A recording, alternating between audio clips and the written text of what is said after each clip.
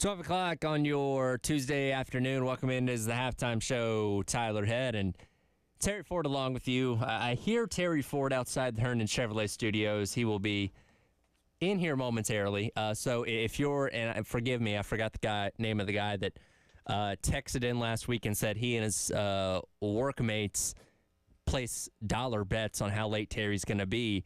I would say in the range of 2 to 3 minutes today. So whoever has that, you're probably going to be a winner. But it is the halftime show here on the game. Plenty to get to here over the course of the next couple of hours. Remember, Coach Beamer coming up at 12:30 for his final, I believe his final spring Tuesday press conference. We'll, of course, hear from him after the spring game coming up this weekend as well, as we'll put a bow on spring practice coming up Saturday night out there at Williams-Brice Stadium. Also, he's going to be on Carolina Calls later on this week at 6 o'clock, giving kind of a final preview of the spring game and kind of assess where things are at through the last couple of practices of the spring, as we'll finish everything up with the spring game coming up this weekend. Last night, WNBA draft. Of course, a lot of focus here locally on where Camila Cardoso was going to go. Didn't have to wait very long as she ends up going number 3 overall to the Chicago Sky. So very excited for her, very proud of what she did here at the University of South Carolina, and certainly looking forward to what she's going to be able to do at the WNBA level. And I believe we were talking about this in the last hour with Wes and Chris. I believe that is the 13th first-round WNBA draft pick that Dawn Staley has been able to produce in her time here at South Carolina. Of course, Cardoso, the only one being drafted this year out of South Carolina, and that obviously bodes well for the Gamecocks going into next season, as they're basically returning the entire team with the exception of Cardoso, and also bringing in some high-level talent from the freshman class. I'm sure they'll go out there and get somebody or a couple players in the transfer portal too. So plenty to be excited about with basketball, but very cool for Camila Cardoso. Obviously a great story with her. She obviously coming over from Brazil. We talked about this, at the end of the regular season. Her mom and her sister got to come and watch her play against Tennessee at the end of the regular season, which is the first time they'd seen her play in 8 years. So really cool to have her family here. They were there last night at the WNBA draft. She got very emotional, talking about making the sacrifice to give her family a better life, a better opportunity, and she's done just that. So certainly appreciate everything she did here at South Carolina, and her being such a big part of what this championship team was, and playing her vital role, when she was out there on the court. And she's a shining example of what coming to South Carolina can do, and the benefit that plays, for coming in here and buying in to what Dawn Staley has built as a culture and as a program here at South Carolina, where, she was coming off the bench for 2 years. She transferred in from Syracuse and played a secondary role on this team. Very important secondary role, as we know South Carolina routinely has one of the best benches in the entire nation on a year-in-year-out basis. And for 2 seasons, she played that role, and she played it well, playing a big part in winning the championship 2 years ago, and being a part of what was almost championship season last year. And then as the freshie class moves on to the WNBA, as they just wreck shop in the WNBA draft a year ago, we knew Cardoso was going to slide into one of those featured starting roles this year, and she came in and obviously did a fantastic job with that. Now gets her opportunity to be a top 5 pick in the WNBA draft, actually going higher than a lot of people expected. When you looked at the mock drafts going in into the weekend, still some of them had her at 4, some of them had her at 5. So to be able to even, do better than what the experts thought you were going to do by being that number 3 overall pick is really, really cool to see. And we're certainly all excited to see what Cardoso is going to be able to do at the next level of the WNBA. Of course, a lot of focus last night revolving around the number 1 pick, which no surprise on who ended up being the top pick in the draft. With the first pick in the 2024 WNBA draft, the Indiana Fever select Caitlin Clark, University of Iowa.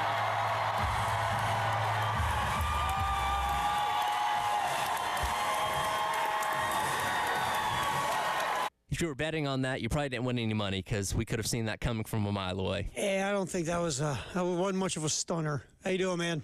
Good. I said for the guy that texted in last week and him and his work buddies placed the dollar bets on how late you're going to be, I told him in the 2 to 3 minute range because I could hear you outside the studio. It ended up being 5 minutes. Yeah. So whoever bet 5 minutes, you win today. Yep. Ding, ding. Congratulations. You probably get more money off of that than picking Caitlin Clark to be number one in the WNBA draft. The Caitlin Clark being drafted number one, I didn't even look at the odds because it wasn't worth it. But it's probably one of those things like you have to bet like $1,000 to win like $10 or something like that. Like it's not worth it. No, never. That's where you always go, all right, who could I bet on that would be realistic, but their odds are much better where I can make some money? Sure. That's where you go with that because picking her is a no-brainer. No, and like the Indiana Fever on their Twitter accounts were teasing it the other day. Like they had a silhouette with the number 22 on it where they couldn't say, but like, we know what you're going to do. Sure. Like, we're not dumb. This is like Caleb Williams to Chicago in the NFL draft. Exactly. We're old Victor last year in the NBA draft. We knew it was up. But you know what? The Bears are still going to take like the allotted 10 minutes to still figure out their pick, right? Yeah, because they're so undecided what they're going to do. But they will. They'll take their time because they want to be on the clock and have the Bear helmet showcased and have Mel and his hair and all those guys talking about the Bears. Wouldn't you just love if when Goodell goes out there to open up the draft, like immediately somebody hands him a card? It's like the pick's in. Wouldn't that be awesome? That would be so good. Like Ryan Poles, the Bears, just walking with Goodell to the stage. Let's just get this over with now. We're taking Caleb Williams. Right. We're done. Well, they could have done that last night. Caitlin Clark could have walked up with the card and said, the Indiana Pacers with the first pick overall are taking me. She should have opened the draft. Yes. Just gone up there, hey, Caitlin Clark, by the way, number one pick in the draft for the Indiana Fever. Right, because everyone knew. And look, last night, and you hope that the WNBA can take this Caitlin Clark phenomenon and run with it to be able to get their league some traction. You hope we'll see. Yeah. You and I were talking about this morning. If you just look at the way their schedule is, and they're just in a tough spot to begin with, right? Sure. But the schedule is, okay, so you hope you get some eyeballs in the summer when people aren't vacationing or outside or at the beach or living their summer life. Then you're going to roll your playoffs in where you've got Major League Baseball in October, you've got the NFL kicking in, you got college football, because the NBA only takes 1 week off till they start over, just like the NHL. Feels that way. So you're running into a rough patch to begin with. You're just hoping that this supernova that is Caitlin Clark can get you some relevance in this very crowded landscape. That's what you're really hoping for. And good for them. I hope it works. And as I mentioned, they've done a good job of positioning the Indiana Fever on national television as much as they can. Their first game is going to be on ESPN2 in a month. But looking at their schedule, like the WNBA, and I don't know their exact nature of their television contract, but they're on ESPN, they're also on NBA TV, and they're also on Prime Video. And one thing that's going to be a problem for them, I feel like, is the casual sports fan. They're not going to Prime Video looking for a WNBA game. They're not likely going to be flipping to NBA TV on whatever number that is on Spectrum looking for that. You're going to go to ESPN. If you don't see something, you're going to continue on with what you're doing and look for something else. Like, you got to really do your best job of positioning her and the WNBA as a whole in front of that casual audience that's going to know, hey, Caitlin Clark's playing tonight. Let me go check that game out. Yeah, that's your goal. And I was looking at this too. Caitlin Clark, and it's all over social media if you've seen it. This just shows you, like, Caitlin Clark could have stayed at Iowa and made more money. Oh, yeah. She made more money last year, probably on NIL, than she'll make the first 4 years of her rookie contract in the WNBA. Guess which year she makes over $100,000? Is it none of them, right? None of them. Like, she never makes $100,000. It goes up. Year. Is it in the 90s by year 4? Year 4 is an option year at $97,582. Yeah. And look, that's just where the league is. I mean, could the league one day have ratings and generate revenue and be able to have, those kind of deals with their players?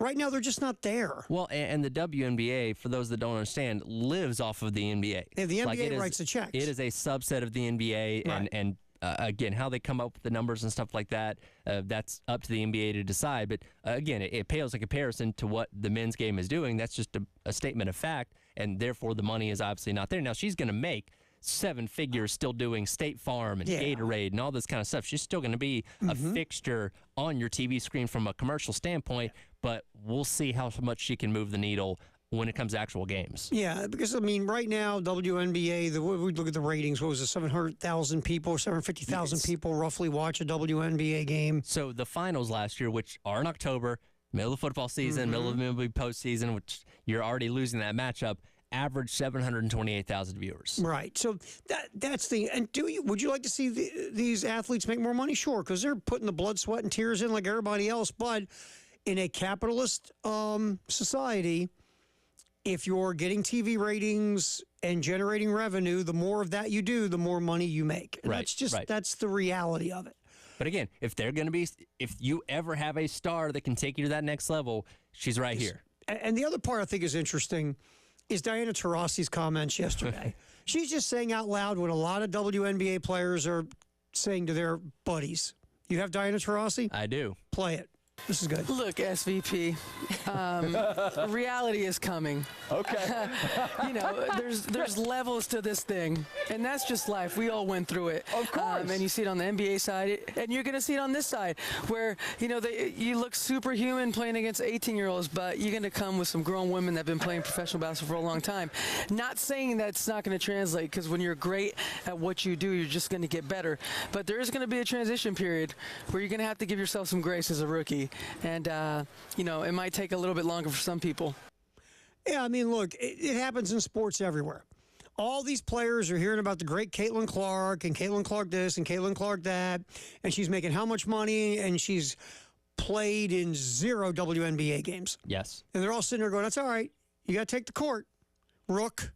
We'll see what you got, Rook. They are licking their chops to get their hands on Caitlin Clark in that first. Everybody wants to embarrass her. Oh yes, they want to say, "We're not so great now, are you?" They want to do what we saw in the championship game. Yeah, steal the ball from her at midcourt or whatever, take it from her, embarrass her. They want to say, "Oh, yeah, you were great in college. Now you're with the pros. We'll see what's up with you now." It's human nature.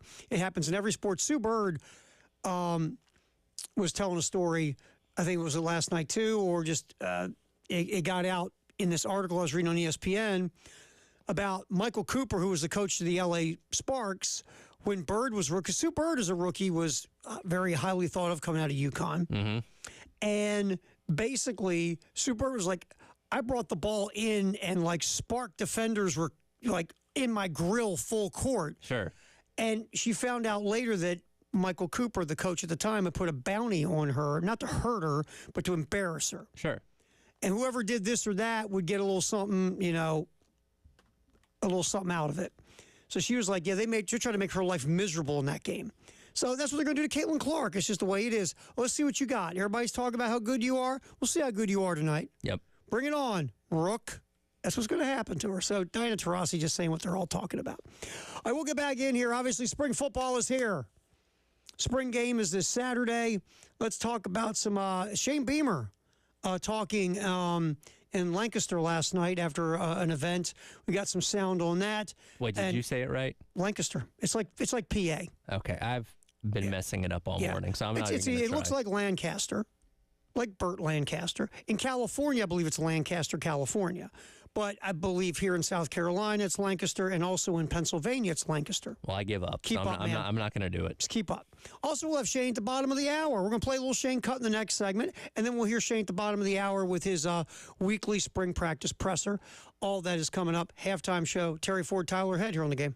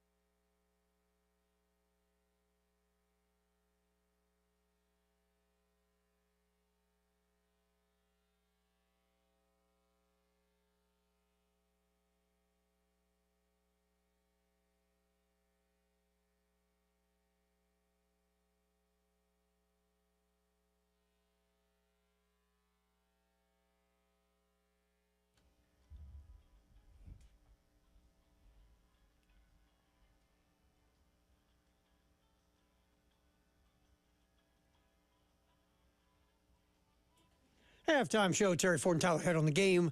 We're going to roll the bottom of the hour, then Shane Beamer with his weekly spring practice presser coming up in a little bit. Shane also doing some welcome home stuff last night out in Lancaster. Spoke with the media a little bit.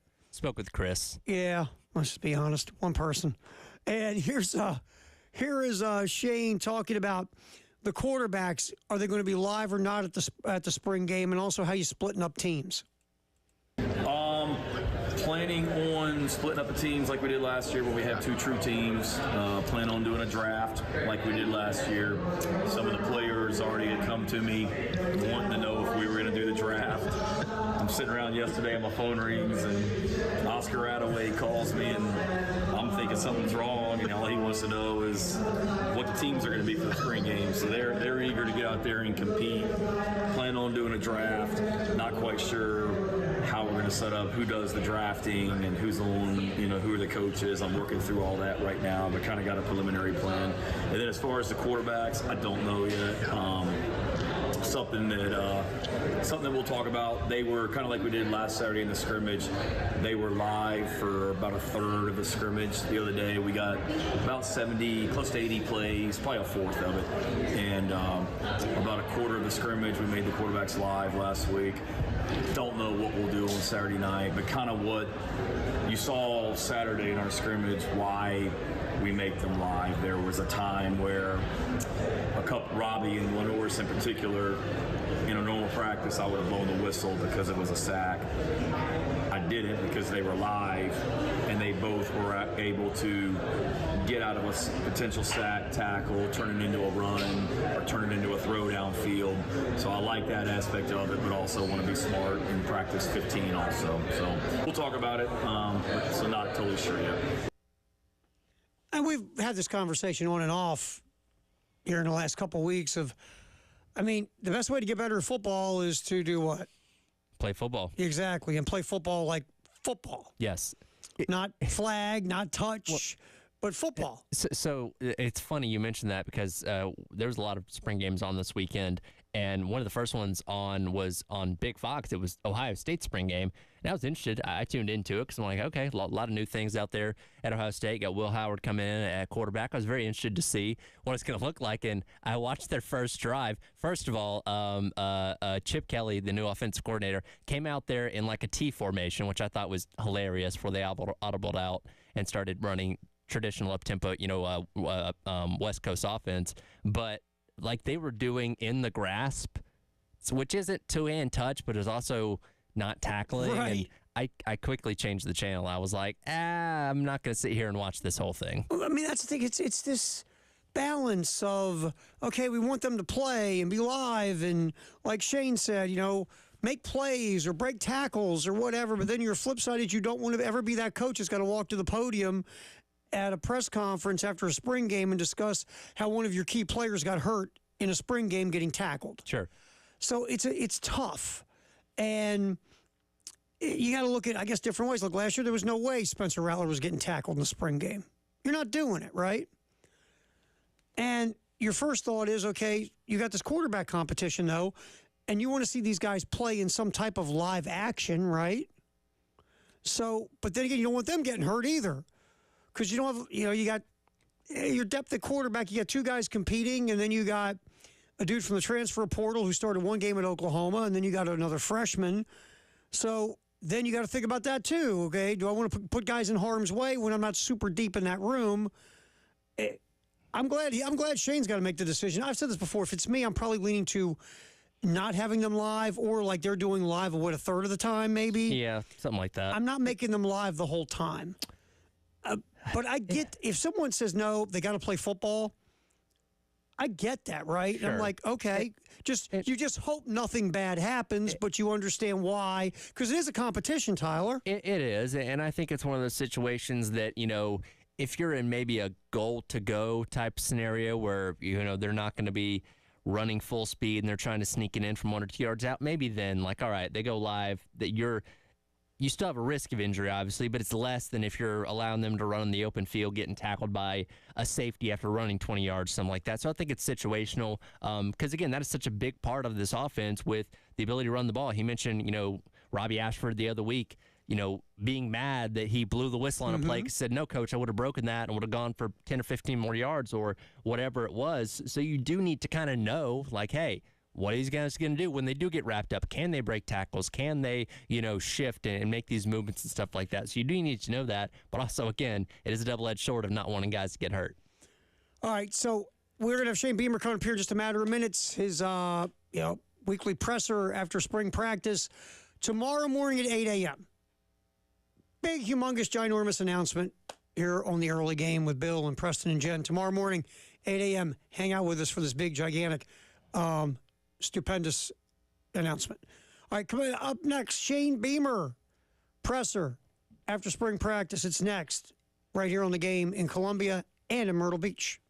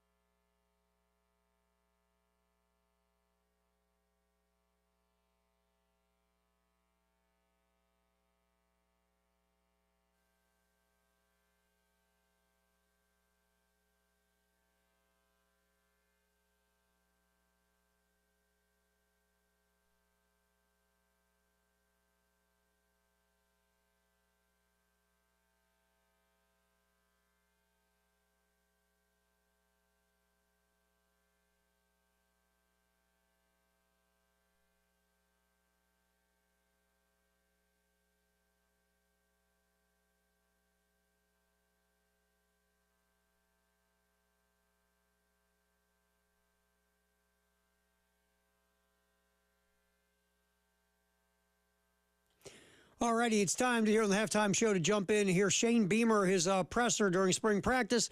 We'll hear from Shane now, right here on the game in Columbia and Myrtle Beach. You got it. You've done an awesome job here. All right, just got off the field. Another good day out there today. Again, like I've said all spring, like the way these guys are working. This week kicks off a big week around town, without a doubt, but feel like we're right in the middle of some awesome weeks. Great energy in the city of Columbia right now because of what's going on with Gamecock Athletics, obviously coming off a national championship in women's basketball, the parade on Sunday. Don't know if anyone at the concert on Friday night. Brett Young, Sam Hunt, Lily Rose, no country music fans in here. Come on, guys. Well, it was a great show. You missed out if you weren't there, but had a chance to meet some of those performers before the show, and all they wanted to talk about was SEC football and women's basketball, whether it be Sam Hunt, Brett Young, Lily Rose, all the artists that were there. So a lot of eyes on Columbia, South Carolina, and Gamecock Athletics right now.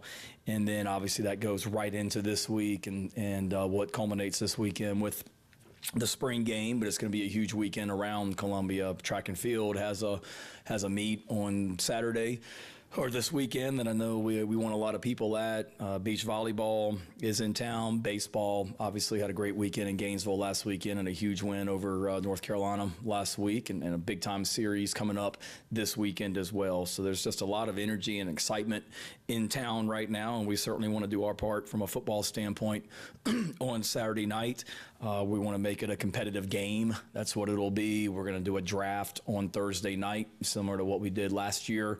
That was popular with our players, and I had a couple of them call me on Sunday wanting to make sure that we were dividing the teams up and that it was going to be a competitive game. And I love that we have a bunch of competitors on our team that want to do that. So that's what we're going to do. We'll have the draft on Thursday nights. We're going to meet this afternoon as a staff and kind of talk all the logistics and particulars and coaches and whatnot, but want to make it fun for our guys. They've earned it and deserve that, and but want to make it competitive and get guys work, and that's another opportunity for us to get better. But it will be two true teams. If you remember, last year was a competitive game, finished in a tie, and the players refused to let the game finish in a tie. So we went to a 2-point play shootout so we could determine a winner. And hope Saturday night will be competitive also. Need it to be an awesome environment in there, as I've always said. So we got a bunch of recruits coming, and I turn on spring games across the country, and I see attendance where there might be 100 people in the stands. And I'm blessed to not work at a place where we have 100 people in the stands for the spring game. We need a lot. And I saw what some of our competitors in the SEC did last weekend and the crowds they had. We've got a lot of new faces on our football team that I know our fans are excited to see and want them to be able to get out and see them. And then we also have a lot of returning players that have been around this program for a while now that it'll be their last spring game and want to send them out in style. So encourage our fans to make a day of it in Columbia, get to all the sporting events, tailgate, have fun, then get over here on Saturday night for the spring football game as well. We're coming off a scrimmage on Saturday as well. Got about 80 plays in. Got some really good work. Once again, we made the quarterbacks live for about a quarter of the scrimmage. Did some really good things. Thought those guys being live really accentuated or showed their strengths, being able to run, get themselves out of trouble.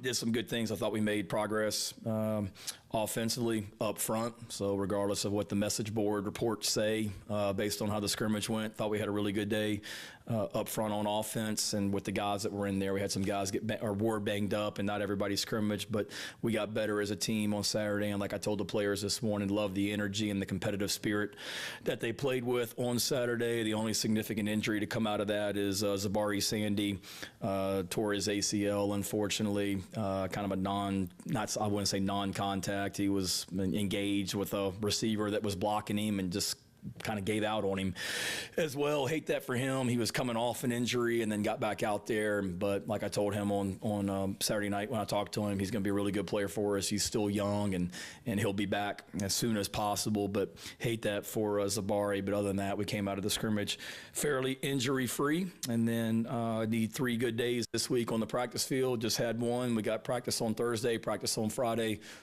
spring game Saturday, so no, it'll be an awesome weekend. And then finally, before opening up for questions, after that, we need to go right into another great week, culminating with the Beamer Ball on Saturday night, April 27th, which is open to anyone that wants to come, and tickets still remain.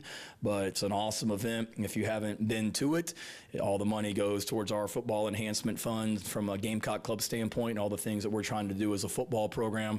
A lot of fun, music, dancing, dinner, out on the game field, so you can actually have basically your own party out on the field of Williams-Brice Stadium. It's been very popular for 2 years now. This year is going to be better than ever and bigger than ever, and even bumped into some Clemson fans a week ago that told me they came to the Beamer Ball last year and had an amazing time. So we're not trying to have Clemson fans take it over, but everyone's welcome, and it's an awesome time and a lot of fun for anybody that wants to come to that also. So that's the Beamer Ball on Saturday night, April 27th as well. So questions? Before we get started, Carolina calls on Thursday. And we have Carolina calls on Thursday night. Golly, so much going on, Steve. I can't keep up with it all. So, yes, from Backstreet's Grill, again, on Divine Street. So look forward to seeing many of you at Carolina calls on Thursday night. Shane, got a few for you. First with Sandy, do you expect him to return this season with that ACL? I would say that's doubtful. I wouldn't say no. I mean, if you remember last year, we had an injury in the spring game, and we were optimistic that we were going to be able to get him back before the season, and we weren't able to. So hopeful, not optimistic. Are there anybody else for the game that you know will definitely not play? And by that, I mean like really from a two-deep perspective. Yeah, I'll have a better idea really probably tomorrow, David. There's some guys that I would say absolutely aren't, guys that have been out for a while now with injuries. Obviously, Rocket, we've said all along, Juju, those guys.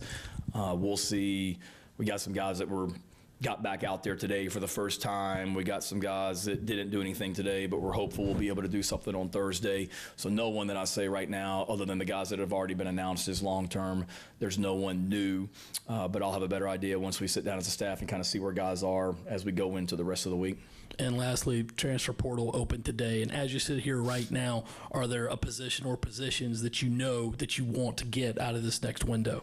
Yeah, I think always with the portal being open, you have to look at how you can make your team better, and that's my job as the head coach. If there's someone that fits what we're about on the field and off the field, it's my job as the head coach to try and get them in here into our program.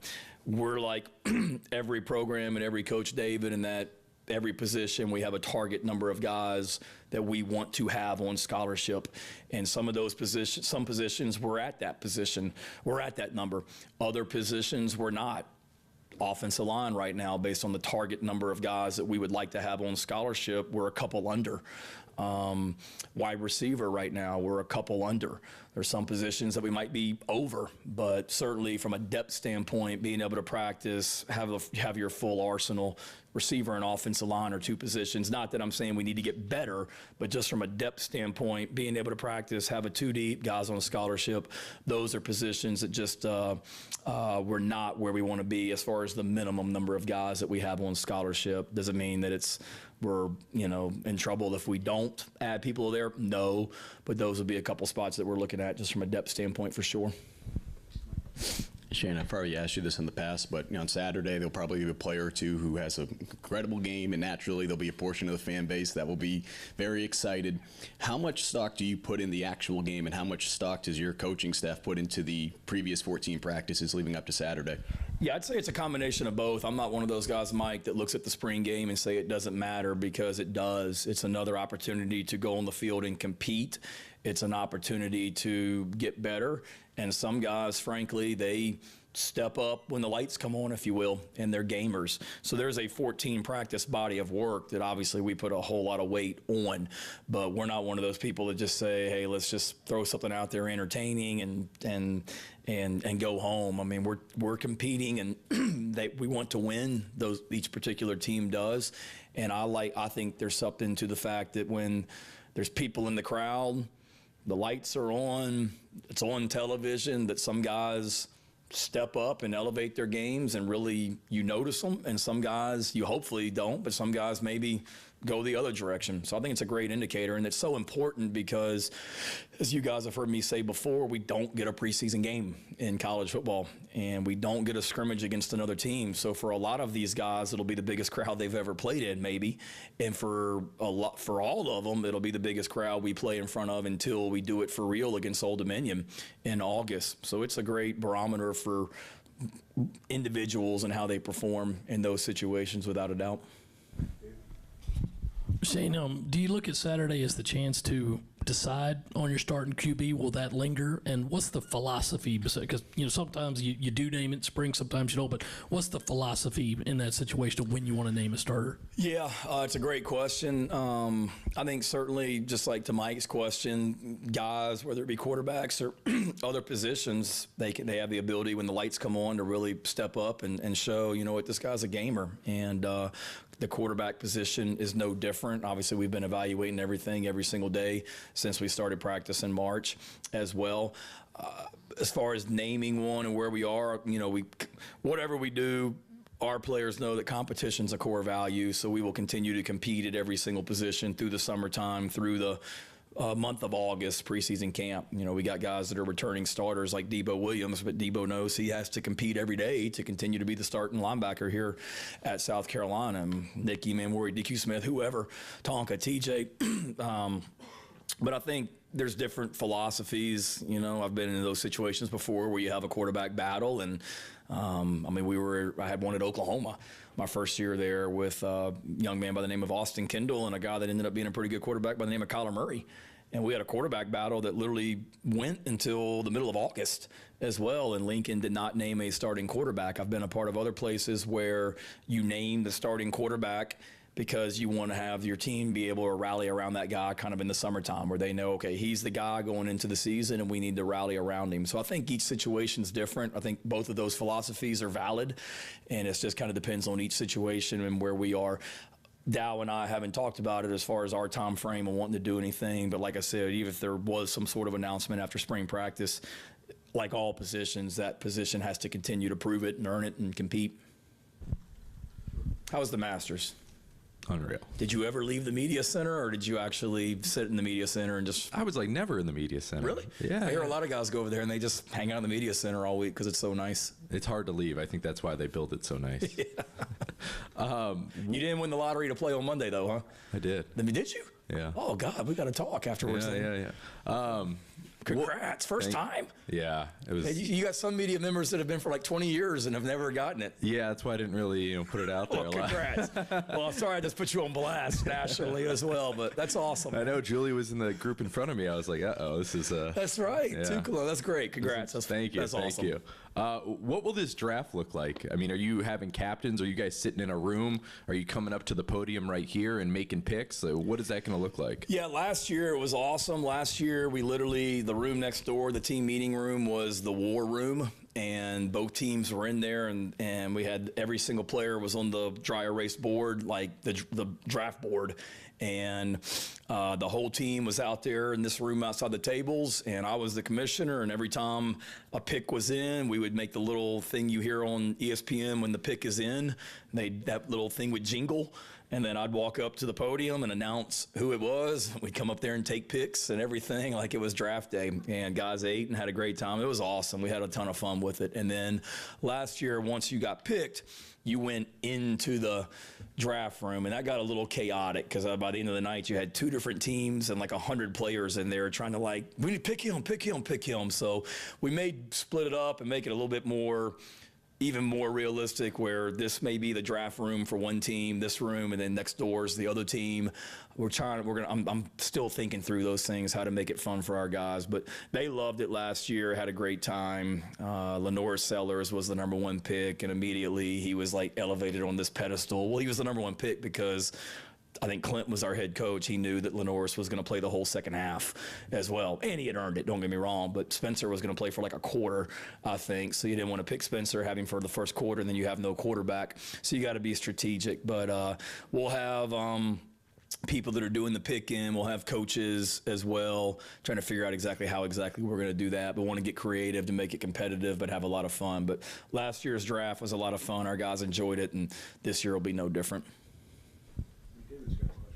Shane, EA Sports college football video games coming out, I believe, this summer. So it's been kind of a question if the kids are in it. To your knowledge, do you know about how many of the team have opted into the game? I do not. I'm sorry. I probably should know. I haven't heard, so I'm not dodging the question. I have no idea. I haven't heard that anybody hasn't. I haven't heard that anybody has.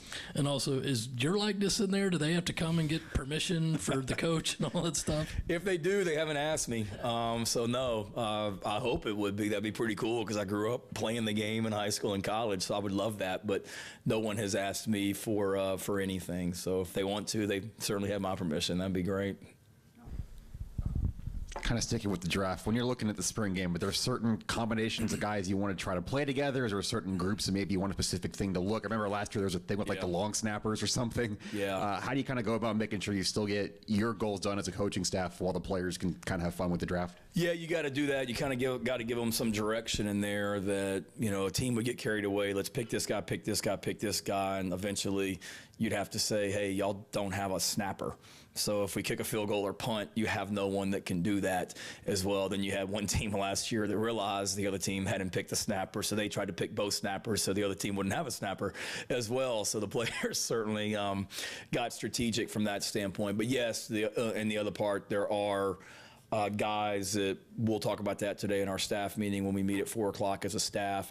There are certain guys that we want, just from a continuity standpoint, to be able to continue to play together. And we've been mixing and matching everybody on the offensive line, but we don't want to go out there with a left tackle that's never played all spring next to a left guard, and a left guard that hasn't played with a center, and a center that hasn't played with that right guard. It may not be like the same five that have been together all spring, but particularly in the offensive line, let's have a little bit of continuity as well. So there may be some select head coach picks that this guy has to be with this guy, and if you pick this guy, you are also getting that guy. We'll get all that ironed out today as well. Coach, I got two for you. First one, I guess, following up on the draft, will you be dividing the coaching staff as well, maybe a couple offensive guys and defensive guys to the other side? We will. I would imagine Dow would probably call plays for both teams. That's what he did last year, and Clayton the same, but we got other guys that can if Dow chooses not to. But yes, they will be split up on the Garnet team and the black team, the coaches. And then another one, follow on about the atmosphere. What are you telling a true freshman that's walking into an atmosphere like that? Obviously, it's not as elevated as a kick in the fall, but it's pretty darn close. Yeah, one, we talk about just how grateful they should be that they play here at Carolina and they get to play in a spring game with that many people in the stands. And our guys know we're so appreciative of our fan base and what makes this place special. And I was at a Gamecock Club event in Lancaster last night. Saw Hale up there. Thanks for being there, Hale, as well. But told that crowd that I never take for granted that being able to have Gamecock walk a couple hours before the game or whatever time it is, and being able to have that for a spring game, a walk with fans that come out to see the team walk to the stadium. That's more than a lot of teams have for a regular season game. And then to be able to go into that stadium, I never take it for granted and never will. And I don't want our players to, and I know they won't. So one, just how appreciative we are and how cool that is that you get to play at a place like South Carolina.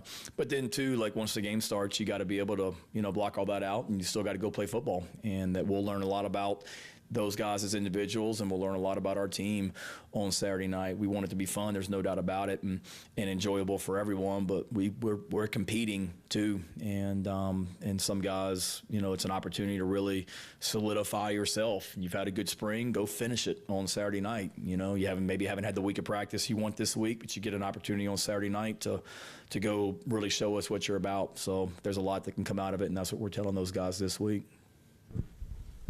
You mentioned there's a couple spring games around the country that have 100 people. A couple of them have 100,000.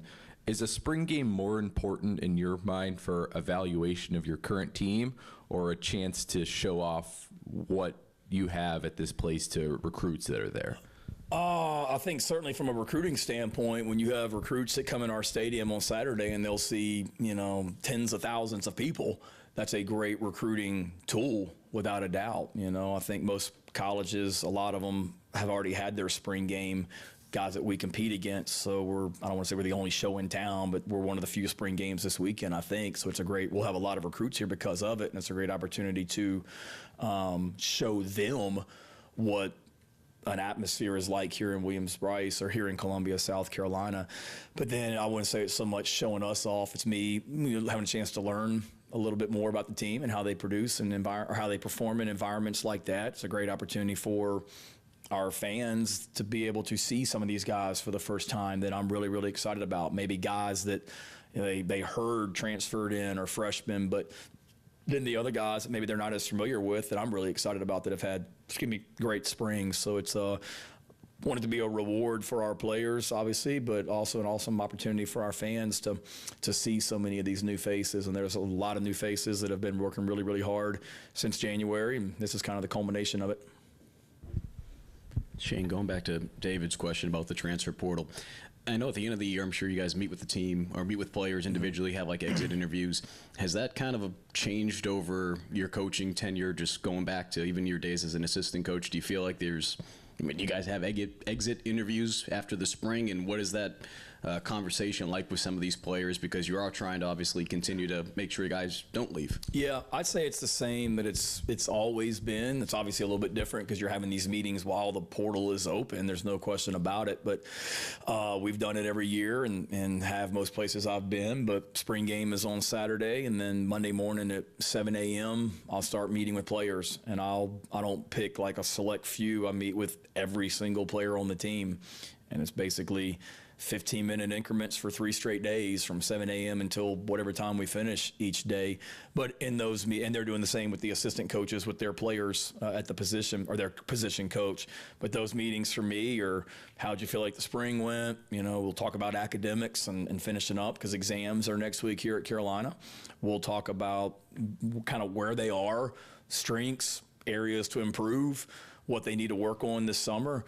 We'll talk about body weight because they're going to be able to go home a little bit for the month of May, and we don't need a guy that's 300 pounds coming back weighing 340, and we don't need a guy that's 195 coming back weighing 175. So we'll talk about body weight goals and what they're trying to get done this summer, and then we'll be honest with them and tell guys kind of where we see them right now and what their role is. And I don't want to ever trust is a core value of this program, and I don't ever want to lie to someone to keep them around here. I want to be honest and give guys opportunities to go other places and play if they're not going to get the opportunity here to play because of where they are on the depth chart. So we're honest with them, and if there's an issue, let's talk about it in those meetings as well. If there's something that they don't agree with or something they're unhappy with, I want them to tell me in that meeting and not a week later when they've thought about stuff, But I wouldn't say it's really changed, Mike. It's kind of been the same format we've always used, but it's certainly a different dynamic because of what's going on around you. There's no question about it. I mean, every time I look at my phone, there's a different,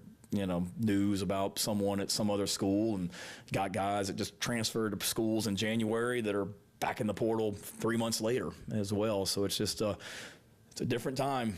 And but the meetings are still the same, and how we coach these guys are still the same. Kind of alluded to guys who've played well this spring that could play a lot Saturdays. Is there anyone off the top of your head who's really helped their cause, like maybe for Saturday or moving forward? A new guy, been around forever, offense, defense, whoever. Man. You'll see all those running backs. Obviously, Rockets out right now, but Jawarn Howe, DJ Braswell, Oscar Attaway, really good opportunity for those guys, new guys, to show what they can do, and they're excited about that as well.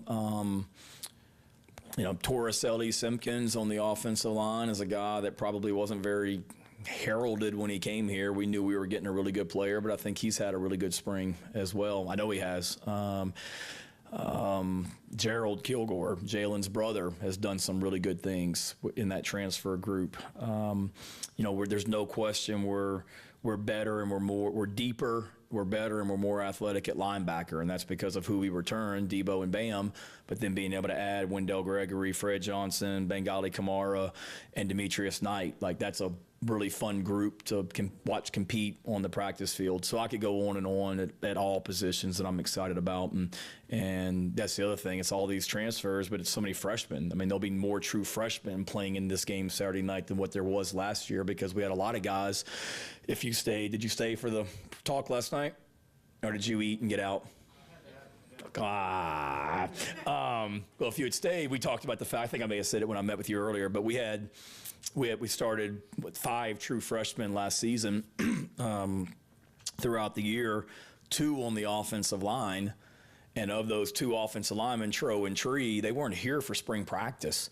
So you got guys that last year, Tro and Tree and Nick Harbor showed up in the middle of June, went through practice for a couple months, and then they're playing SEC football games. Now we've got essentially our whole freshman class is here except for 3 guys.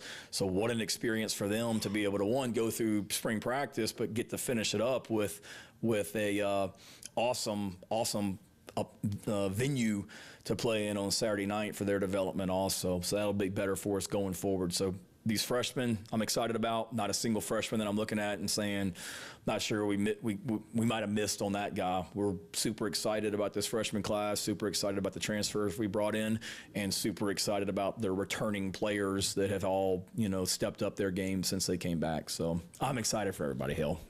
I gave you a couple names, though. There is Shane Beamer and his what's become a weekly presser after spring practice. And, of course, spring game this Saturday. You can hear it right on the game, right after baseball on the game here in Columbia. Chris and Wes, Chris Miller and myself will yuck it up, have some fun, and talk some spring football on Saturday, starting right after the baseball game, right here on the game in Columbia at 107.5. We'll come back in here, football, and we'll talk about some of the stuff Shane just discussed during the presser next here on the halftime show on the game.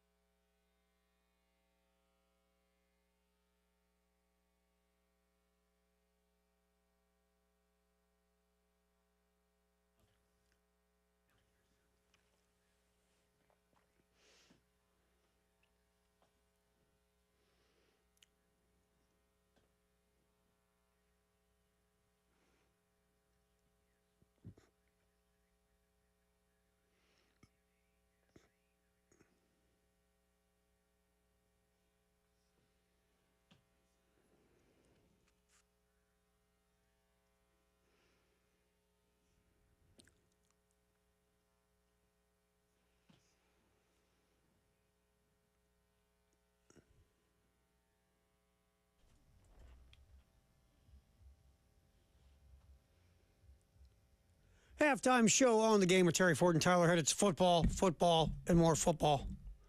I like the way the voice guy does it. Football, football. Well, as you mentioned yesterday with meeting people out in public, it's become our thing. I know. Football. Guy was great over the weekend. Steve.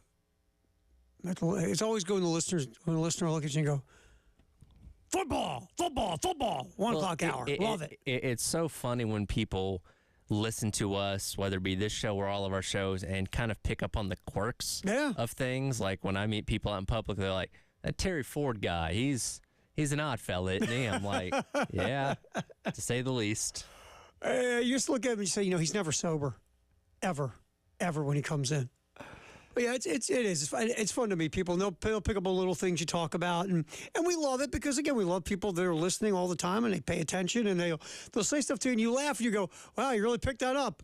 It's like, because you don't think about that stuff when you're doing this every day. Not at all. It never runs in your mind. And now with the Game TV, sponsored by Shepherd's Glass, powered by Integrated Media, they can watch us too. So we're like fish in a tank. Yeah, kind of, sort of. But it'd be wild if they were actually standing here watching us. Like, they have the Today Show. Yeah. And I haven't watched it in forever because I just don't watch morning TV like that anymore because it's not on ESPN. And they used to have that, you see those people behind them like looking in, watching. Oh yeah, and they have like the signs and all that kind of stuff. And it's funny because now we have the shades down in here for the Game TV, so you can see Tyler better and see, but basically it's better camera, right? Without the light coming in. But back when we had the shades up, like Gunner would get freaked out because every now and then somebody would be looking through the window.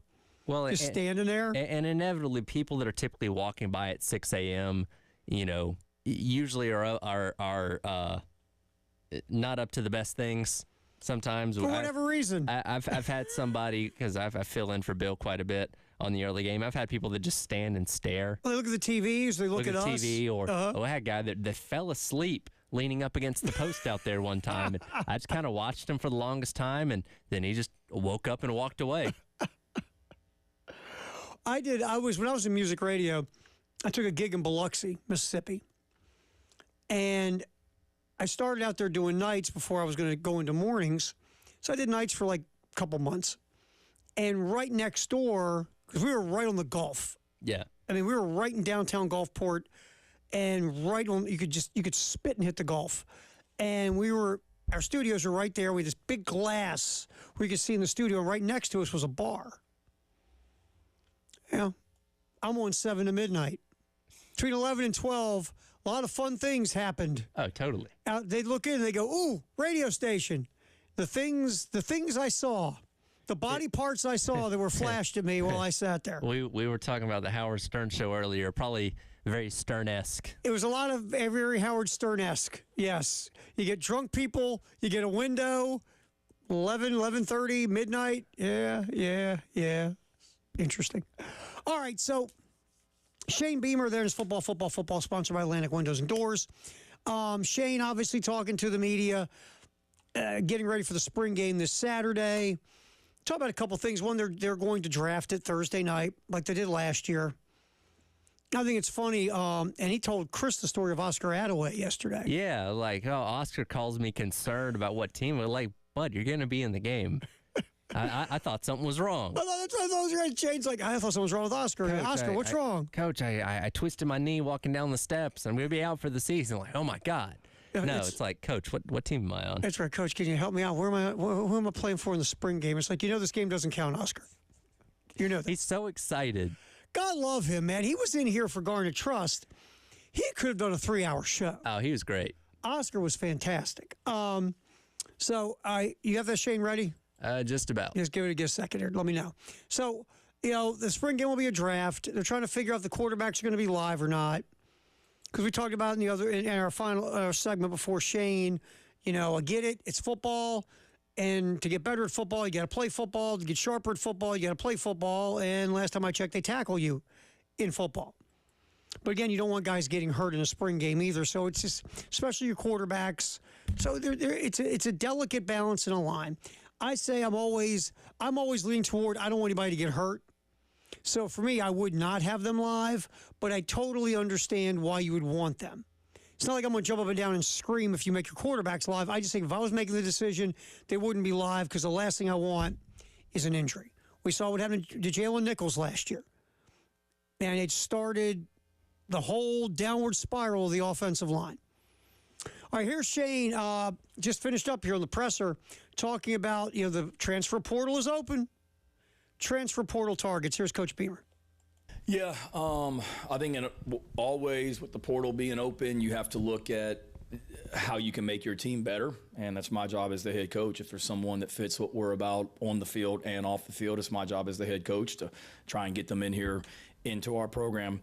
We're like every program and every coach, David, in that every position we have a target number of guys that we want to have on scholarship. And some of those positions, some positions we're at that position, we're at that number. Other positions we're not. Offensive line right now, based on the target number of guys that we would like to have on scholarship, we're a couple under. Wide receiver right now, we're a couple under. There's some positions that we might be over, but certainly from a depth standpoint, being able to practice, have your full arsenal. Receiver and offensive line are two positions. Not that I'm saying we need to get better, but just from a depth standpoint, being able to practice, have a two deep, guys on a scholarship, those are positions that just we're not where we want to be as far as the minimum number of guys that we have on scholarship. Does it mean that we're in trouble if we don't add people there? No, but those would be a couple spots that we're looking at just from a depth standpoint for sure. Yeah, I mean, it's funny because we talk about all these offensive linemen they have, and they still need offensive linemen. Oh, you can never have too many. Exactly. And then wide receiver, and he talked about being a numbers game. Look, our good buddy Gage has popped a bit in practice here in the spring. Yeah, he seems to be the guy leading the way at this point in time. Very excited to see him on Saturday. Yeah, we heard about Mazio Bennett looking good, the freshman. Jared Brown's made a few plays. And so I think you still, and I know Shane was talking from a number standpoint, I get it, but I also think from a possible productivity standpoint, you still need to go out and get another wide receiver. Yeah, that's the ideal thing, and that's probably going to be, priority number one based on who's available. But what he said kind of there at the end, if you didn't get anybody, and look, they're going to get some people in the portal. That's just the natural cycle of it. You're going to lose some guys, those healthy transfers that Wes talks about, guys that, know they're not going to get the opportunity to play come up this fall. They're going to leave. That'll open up some scholarships. You're going to bring some guys in. But even if you didn't, even if you got nobody out of the portal in this spring cycle, you're still pretty good based on the way you built your roster in the winter cycle of the transfer portal. And again, compared to where you were a year ago, where you had basically a running back and a half, and you're having to move guys from other positions, and knowing you needed to add in the portal in that room, you weren't able to do it. Like, you've come a long way since then. And again, even if you got nobody, you'd still feel pretty good about what you have. Yeah, I mean, the running back room is totally different. There's no disrespect to the guys in there last year. I mean, a Mario Anderson, Division II guy from Newberry. You looked at DK Joyner and said, "Hey man, we'll give running back a whirl." And then you had DJ Braswell, who was a freshman. You hope you didn't have to use. Right. And you had Juju McDowell, who was a nice little chess piece, but is not a guy you're going to give the ball to 20 times, right? Right. So this year, I mean, Rocket Sanders, once he's healthy, Oscar Attaway, I mean, and that's just the start of it. It's in a much better place. So you're not looking at running back in the portal. Wide receiver, it'd be good to add a guy, but is it the end of the world if you don't know? You hope with what you have that you brought in from the portal, and maybe you're hoping Nicholas Harbor 2.0 is better than Nicholas Harbor freshman, even though you really, like we said, you get what you get from Harbor. But then you have other guys who have been in the program, like a Russell. A Caldwell? What could happen with those guys if they develop? Sure. So, yeah, it would be nice to add another known quantity through the transfer portal. And the guys you're going to lose, Tyler, are going to be guys, like you said, and Wes said, they just don't like where they're on the depth chart. Yeah. They want to move on and get some more run. And that's a natural cycle that every team's dealing with, where guys like, hey, I thought I was going to be a feature guy. Turns out I'm not. I'm going to go try my hand everywhere else. As long as you're not losing guys that you think are going to be key contributors to this team, which, again, a lot of the guys you already brought in are from the transfer portal, so probably not going to be jumping in again, then you're going to be fine. I mean, the guys you got from Oklahoma and Alabama, you got because they didn't like where they're at on the depth chart. Exactly. I mean, Nick was probably like, what's your name again? You're only a 4-star. What's your name again? Yeah. I only know the names of the 5 stars on the roster. All right, so we'll get back, obviously, hear more Shane Beamer from the presser that just finished up. Spring game again is this Saturday. We get everything rolling right after Carolina baseball with myself and Chris Miller and Wes Mitchell and Chris Clark rolling the pregame. Terry's going to do his best John Madden. Yes, I am. So right here, what you got right here? I love John if you Madden. get in the end zone, that's a touchdown. It's worth 6 points. We used to do a drinking game in the Super Bowl when Madden would do that. It's a touchdown. That's 6 points. Okay. Yeah. Take a shot. And, if he falls to the ground, that means he gets tackled and the play is over. Whenever there was a Maddenism, we would drink. I love John Madden. All right, big announcement tomorrow, 8 a.m. on the early game. You want to be here and hang out and hear it again with Bill and Preston and Jen tomorrow morning, 8 a.m. Big announcement here on the early game. Come back, here's some more Shane from today's presser. And I also want to take a little gander at the NFL draft. We're talking about now Bo Nix and Michael Penix Jr. going in the first round. I want to get into when you start reaching for quarterbacks, reaching for guys that might be second-round picks and you want to make them first-round picks. That really doesn't turn out well a lot. And I'm going to focus on 1 year, a little bit over a decade ago, that happened. We're going to get into that in 1 o'clock hours. We'll have more Shane coming up. Halftime show. Terry Ford, Tyler Head on the game.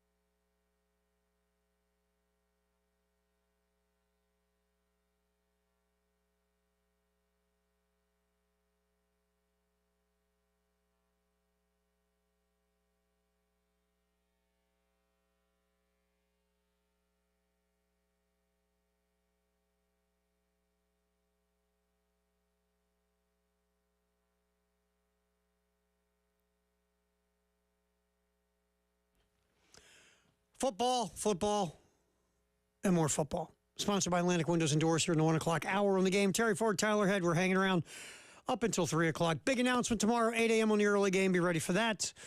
That should be cool and exciting. I wonder what it is. No one's told me. I've heard it's a pretty big deal. Okay. It's one of those things, don't tell me. I'd rather be surprised. Oh, yeah. I don't want to know. Kind of ruin it for me. I think it's going to be one of those things you look at and say, how'd they get that? That's coming up 8 a.m. Here on the game with Bill and Jen. I think Preston, I don't know if Preston has to skate early tomorrow or not, but I think Preston will be here for it. And then, of course, Bill and Jen. All right. As we roll football, Shane Beamer did his presser at 12:30 like he has been doing during spring practice. Here's Shane talking about what stock or how much stock he puts into the spring game. Yeah, I'd say it's a combination of both. I'm not one of those guys, Mike, that looks at the spring game and say it doesn't matter, because it does. It's another opportunity to go on the field and compete. It's an opportunity to get better. And some guys, frankly, they step up when the lights come on, if you will, and they're gamers. So there's a 14 practice body of work that obviously we put a whole lot of weight on, but we're not one of those people that just say, hey, let's just throw something out there entertaining and go home. I mean, we're competing, and we want to win. Each particular team does. And I think there's something to the fact that when there's people in the crowd, the lights are on, it's on television, that some guys step up and elevate their games, and really you notice them, and some guys you hopefully don't, but some guys maybe go the other direction. So I think it's a great indicator, and it's so important because, as you guys have heard me say before, we don't get a preseason game in college football, and we don't get a scrimmage against another team. So for a lot of these guys, it'll be the biggest crowd they've ever played in, maybe, and for all of them, it'll be the biggest crowd we play in front of until we do it for real against Old Dominion in August. So it's a great barometer for individuals and how they perform in those situations, without a doubt. Yeah, I mean, most of us, if you grew up playing sports on any level, you always had that one guy that great practice player, great pickup player, but as soon as everybody put uniforms on and it was go time, and like people were keeping score and stuff like that, and you're playing against another team, they wouldn't bring it. And the flip side is you'd have guys who were awful in practice, or couldn't care less, or if you played in any kind of like just pickup games, they'd float through. But the minute it was real, they were locked. Yeah, and then that seems to be kind of a common theme across all spring games across the country, which you got to take them with a grain of salt, because there's inevitably going to be one guy that pops, and you look at him and say, man, well, what's this guy going to be able to do, this fall? I remember at Georgia, one of the running backs' name was A.J. Turman, never saw the field during the regular season, but had this amazing spring game, ran for like 120 yards and 2 touchdowns, and everybody coming away from like, oh, well, hey, how can you factor in this fall and whatever? Never saw the field again. You know what I mean? So that's kind of the what you see in this game. It's these guys' opportunity to show out, and it's better to have a great performance and maybe get a shot than to go out there and do nothing and they're getting overlooked. So I understand, but again, you have to take it with a grain of salt, kind of see who's on the field, who they're going against, because if you have a, walk-on wide receiver that goes out there and catches a 60-yard bomb, but he's going up against a walk-on DB, it may not be the best gauge of exactly what this guy can do. Exactly. And you made the perfect point. There's some in the NFL. When I was in NFL markets, we called Mr. August. Mm-hmm. Oh yeah, the training camp superhero, the gold star MVP of shorts and pads. Oh yeah, we would sit there, and the first few years when I was doing sports talk, I would go to the training camps. Right. Because in the first few years, it's cool, but after a few years, you're like this, sweating my butt off. They're running special teams drills. They're really showing me nothing. Why am I here? That's that. After a few years, you realize, why am I here? Oh yeah. But those first few years, I went every year. Every year, there's a dude, like you said, shells and shorts, and he's wearing Crocs, and he's running around, and he's making catches, and everybody falls into it. Sure. And again, the first training camp I went to, I fell for it, and you just do. You hear people around you go like this, wow, I look at that guy, grab the roster. Oh, wow, I can't wait to see him in September. He's going to ball out. He gets cut in 2 weeks. Yeah. we all do it. It's human nature, but you always got, like you said, you got to just take a breath and understand, okay, who they're playing against, what's the situation, and as you move forward, you don't put too much stock into it. You just don't. Sure.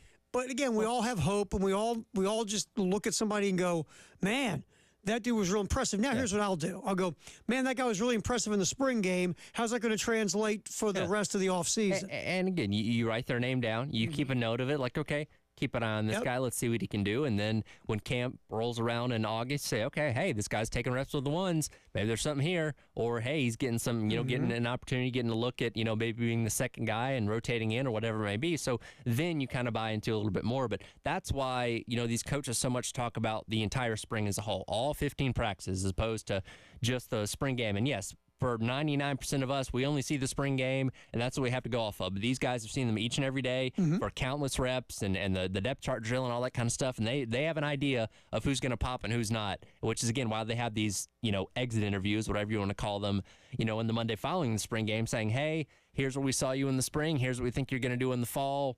If you want to leave, that's on you. You know what I mean? Yeah, I mean, look, most coaches put much more stock in all the practices. Yes. The game is, sometimes these coaches will tell you the game is really for the fans. Well, it's just our last practice. We want the fans to get a taste of what we're doing.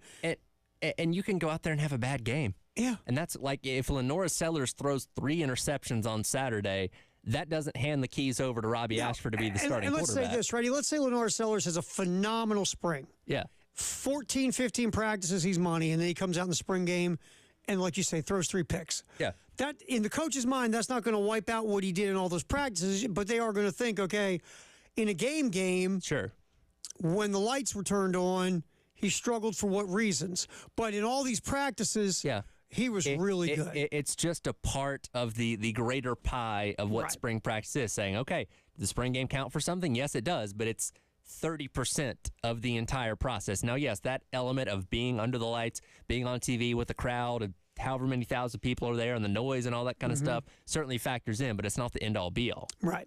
All right, we continue football. Up next, okay, the NFL draft. 2 things about the draft. Mel Kiper and Field Yates put out their 3-round mock. It's interesting if you're a Gamecock fan. We'll get into that next. And what you do when you reach for quarterbacks. Sometimes if you're a GM, you didn't reach for your unemployment check. We'll get into that next. It's football, sponsored by Atlantic Windows and Doors on the Game.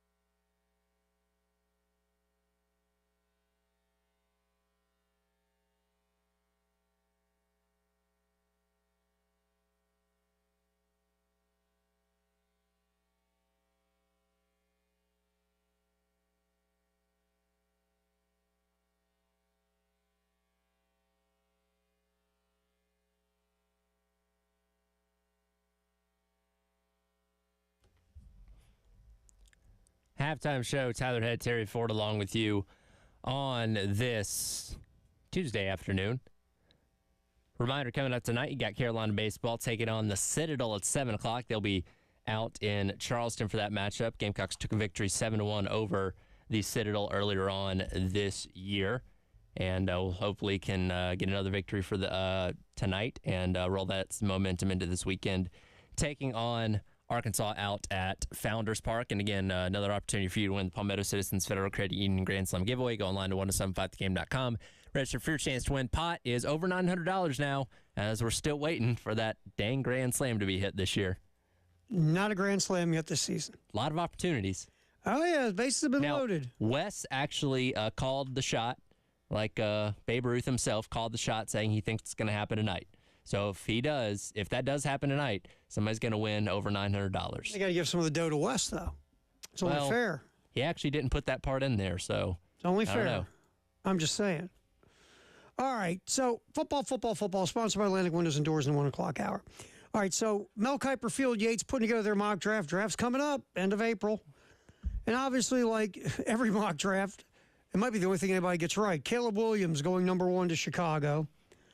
Jaden Daniels, obviously a lot of folks think the Commanders will take Jaden Daniels number 2. I'm solidly convinced he's going to be somewhere within the top 3. Maybe not number 2, but there's enough steam around that it seems like top 3 is almost a guarantee. And, it feels like that's where Daniels will end up. Look, there's some people saying, yeah, like Dan Orlovsky loves Jaden Daniels. He even likes Jaden Daniels more than Caleb Williams. Right. There are people that say, Jaden Daniels, yeah, you threw jump balls to 2 first-round pick wide receivers. I get that, but I think there's more to Jaden Daniels than that in the past year. I don't think it was just, hey, I'm going to drop back and throw a jump ball, and Thomas or Neighbors, you catch it, and everything's going to be great. Right. But there's been a lot of Drake May last year. The things you see and read and watch and hear about Drake May, he has such great arm talent that he's kind of sloppy. Like, mechanics are sloppy. Decision-making, it's that ready. Oh, yeah, my guy's double covered. Have you seen my arm? Right. Watch me throw it through those 2 guys like it's a Looney Tunes cartoon. Right. That's Drake May. And there's things he has to tighten up with fundamentals and footwork and decision-making. But physically, he's got everything you want in a quarterback. But he's either going to go third to New England or New England's going to trade down because they might like J.J. McCarthy, and then they'll accumulate some draft capital. You can't go too far, though, Tyler, or you won't get McCarthy either. Yeah, so you look at a guy like Drake May, and the measurables are there. Obviously, he's got the size you look for. He's got the big arm. The mechanics certainly need some work, but he's one of those guys that we talk about this a lot. Every team looks at that and says, well, I can fix that. Mm-hmm. If we get him in our system, we get to work with our quarterback, coach, offensive coordinator. We're going to clean him up, and he's going to become a superstar. You watch what we do when we get him in our room. Exactly. Like, nobody's known what to do with him yet to get those mechanics refined. So smarter than everybody else. And every team believes that. And it might work, because, again, Drake May's got a lot of high ceiling. Yeah. It's just, can you get him to do those little things that he, at times, goes, hey, I don't need little things. Have you watched me play? Yeah. And look, to a degree in college, depending on who you're going up against, sometimes that athleticism can win out at the end of the day, and just having a massive arm and good receivers can get you, touchdowns and get you yards, stuff like that. Johnny Manziel was amazing in college because he was the best athlete on the field 99% of the time. Get to the NFL, if you're not watching tape, if you're not developing, it's not going to get you very far. Yeah, that when you took off in college and ran for 12, you take off in the NFL and go -3. Yeah. Those guys are a little bigger, stronger, and faster. All right, so then this round, Tyler, and there's a lot of smoke around Xavier Legette to Kansas City. Seeing it everywhere. Which I would love that. That'd so be would Xavier phenomenal. Legette. Nobody would love that more than Xavier Legette, by the way. Right. To land with Patrick Mahomes. All right, so then, as I spin through this draft, now Mel and Field Yates, to their credit, have Bo Nix and Michael Penix Jr. going in the early second round. Okay. Which I feel like that's a fair place for those guys to go, knowing how quarterbacks get drafted. Sure. In the third round, with pick, let me get to the right one.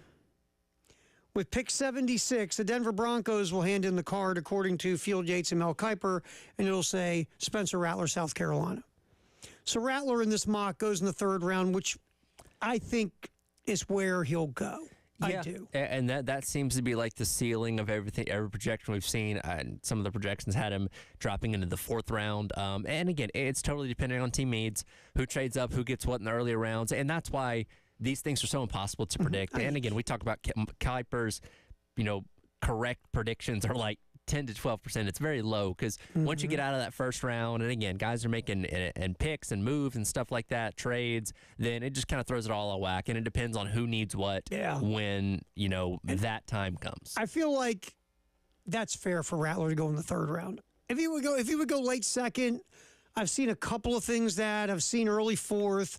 I feel like 3rd round's a sweet spot, and I think that's fair. And I think it's a credit to Spencer Rattler and Dow Loggins for the work that they did this past season with Rattler. Yeah. I think 3rd round makes sense. And the good news is that, let's say you go to Denver. You're going to get an opportunity. They're not going to throw you right in the fire. Now, if you earn it and you win the gig, like when Russell Wilson was drafted by the Seahawks and all of a sudden he earned the gig, you go, sure, okay. Sure. But in a perfect world, Spencer Rattler will show up there, sit behind the veteran placeholder quarterback, and then he'll get a chance to win the job at some point. And I've seen a lot of people saying he could potentially go to a team like the Falcons, who, again, just signed Kirk Cousins, who is obviously going to be the starting quarterback, barring injury, of course, and that would be the ideal scenario because Kirk Cousins is going to be there for a couple years, likely finish out his career in Atlanta, whatever it may be, and Spencer Rattler has several seasons to sit behind him and learn, kind of get up to speed with the game, marinate, all that kind of stuff, and assuming if everything goes right, then you would say, okay, well, Kirk Cousins then retires or whatever it may be, and now you hand the reins over to Spencer Rattler. You get your opportunity. Yeah. And so stuff like that is where you want to land if you're Rattler. But I've also been seeing a lot of this Bo Nix and Michael Penix Jr. in the 1st round. Teams drafting them in the 1st round. Some have seen top 20. And look, Bo Nix again, there's some issues throwing the ball down the field.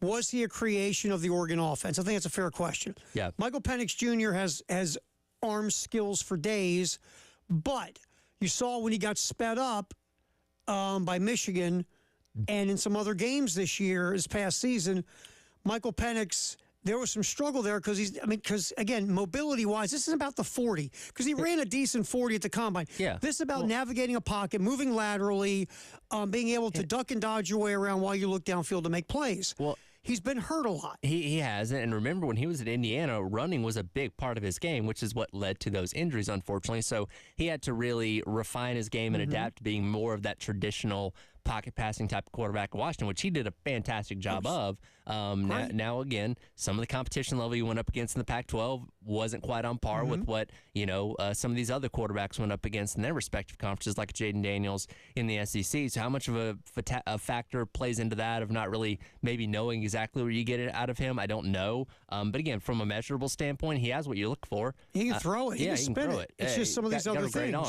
arm. And again, maybe he's not a guy you're bringing in to expect to be your day one starter, but somebody that somebody's going to take a chance on in one of those earlier rounds, whether that be in the 2nd or maybe the back half of the 1st. I just feel like 2nd round, both Nix and Penix started with 2nd round grades. Yeah.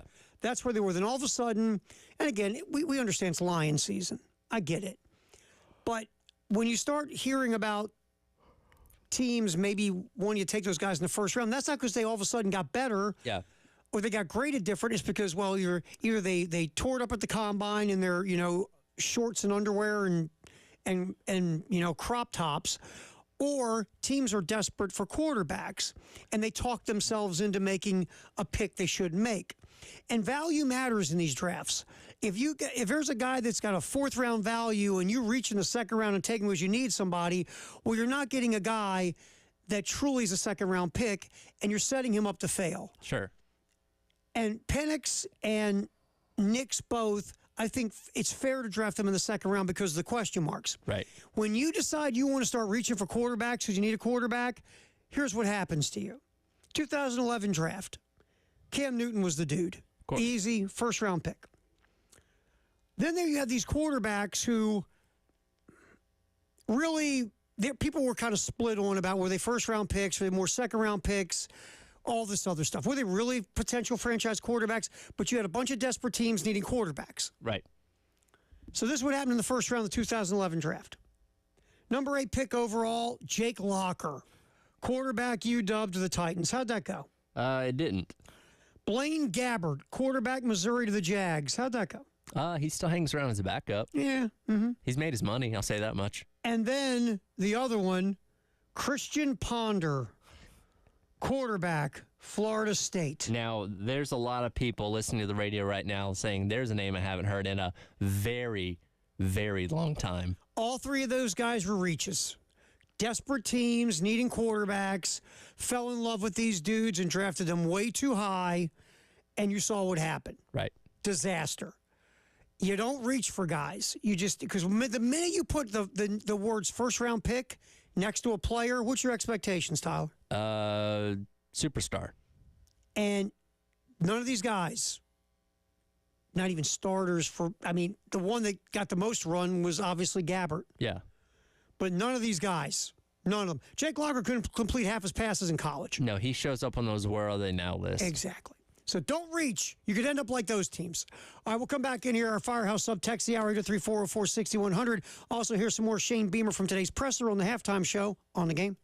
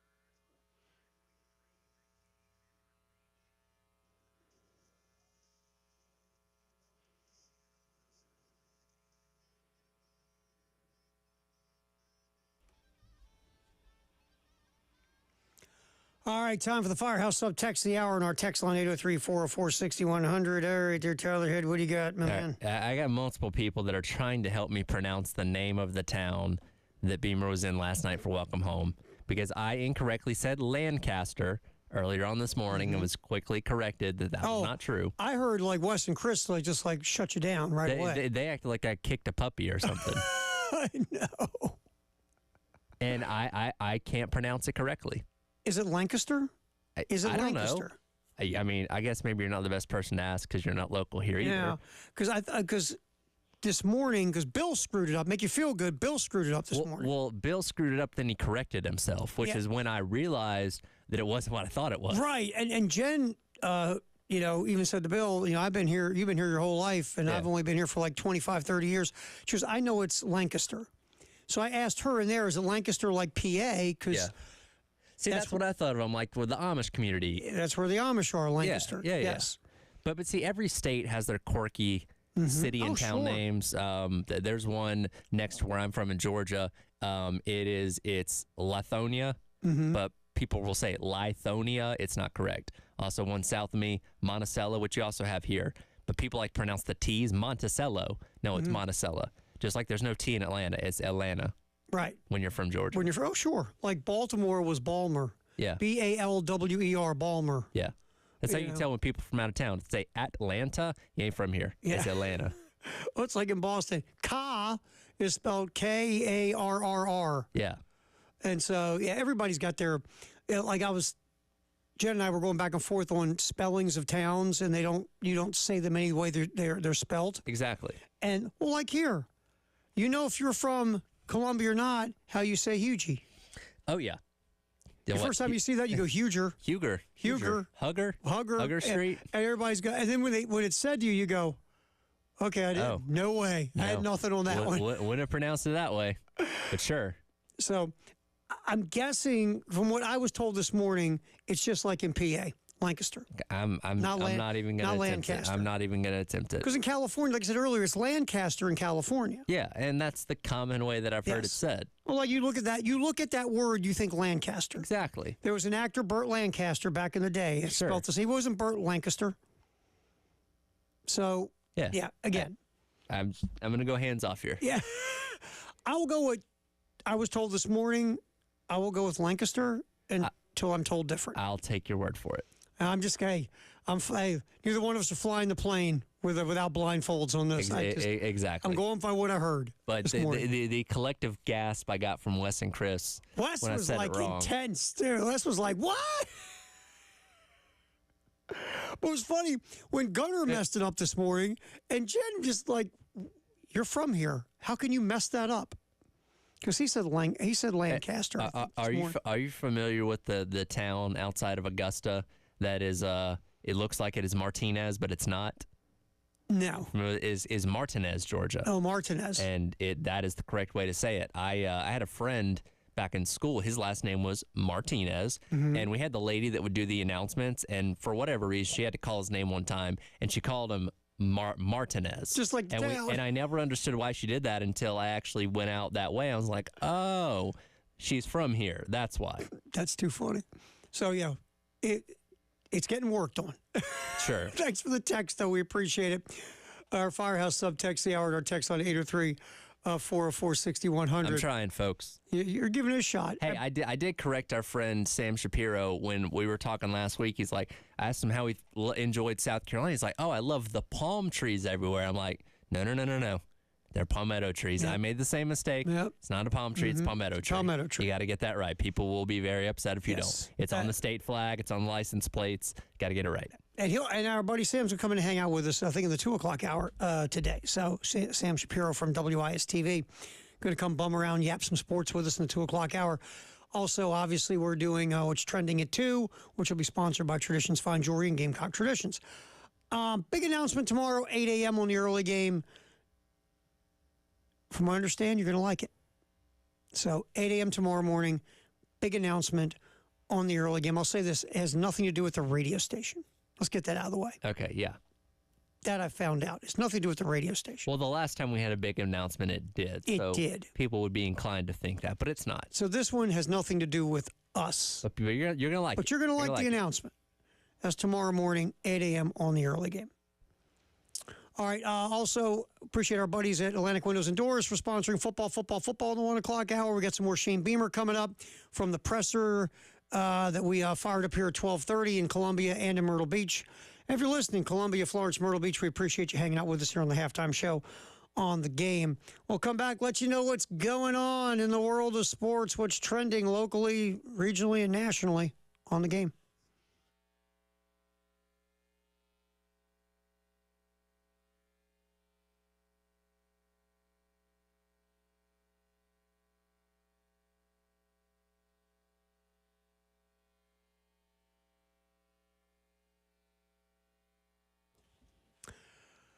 Your home is kind of important to you last time I checked, right? You like it. You're buying it. You want it to be as nice as possible. You want to kind of scream, this is me, right? So maybe you want to make some changes. You want people with experience. People who know what's up, know what they're doing. You're not just going to go over to the local, big franchise barn where, they got Skippy who just started 3 weeks ago. You want experience. The Nest on Gadsden and the Vista, over 70 years of experience. So you want to put in a new tub, a new shower. Let's say you want new fixtures, new lighting. You're like, I like some cool stainless steel appliances. The place to go that will set you up in your taste, your style, and more importantly, do it within your budget are the experienced folks at the Nest. 803-979-2025. Call, set an appointment, see the magic.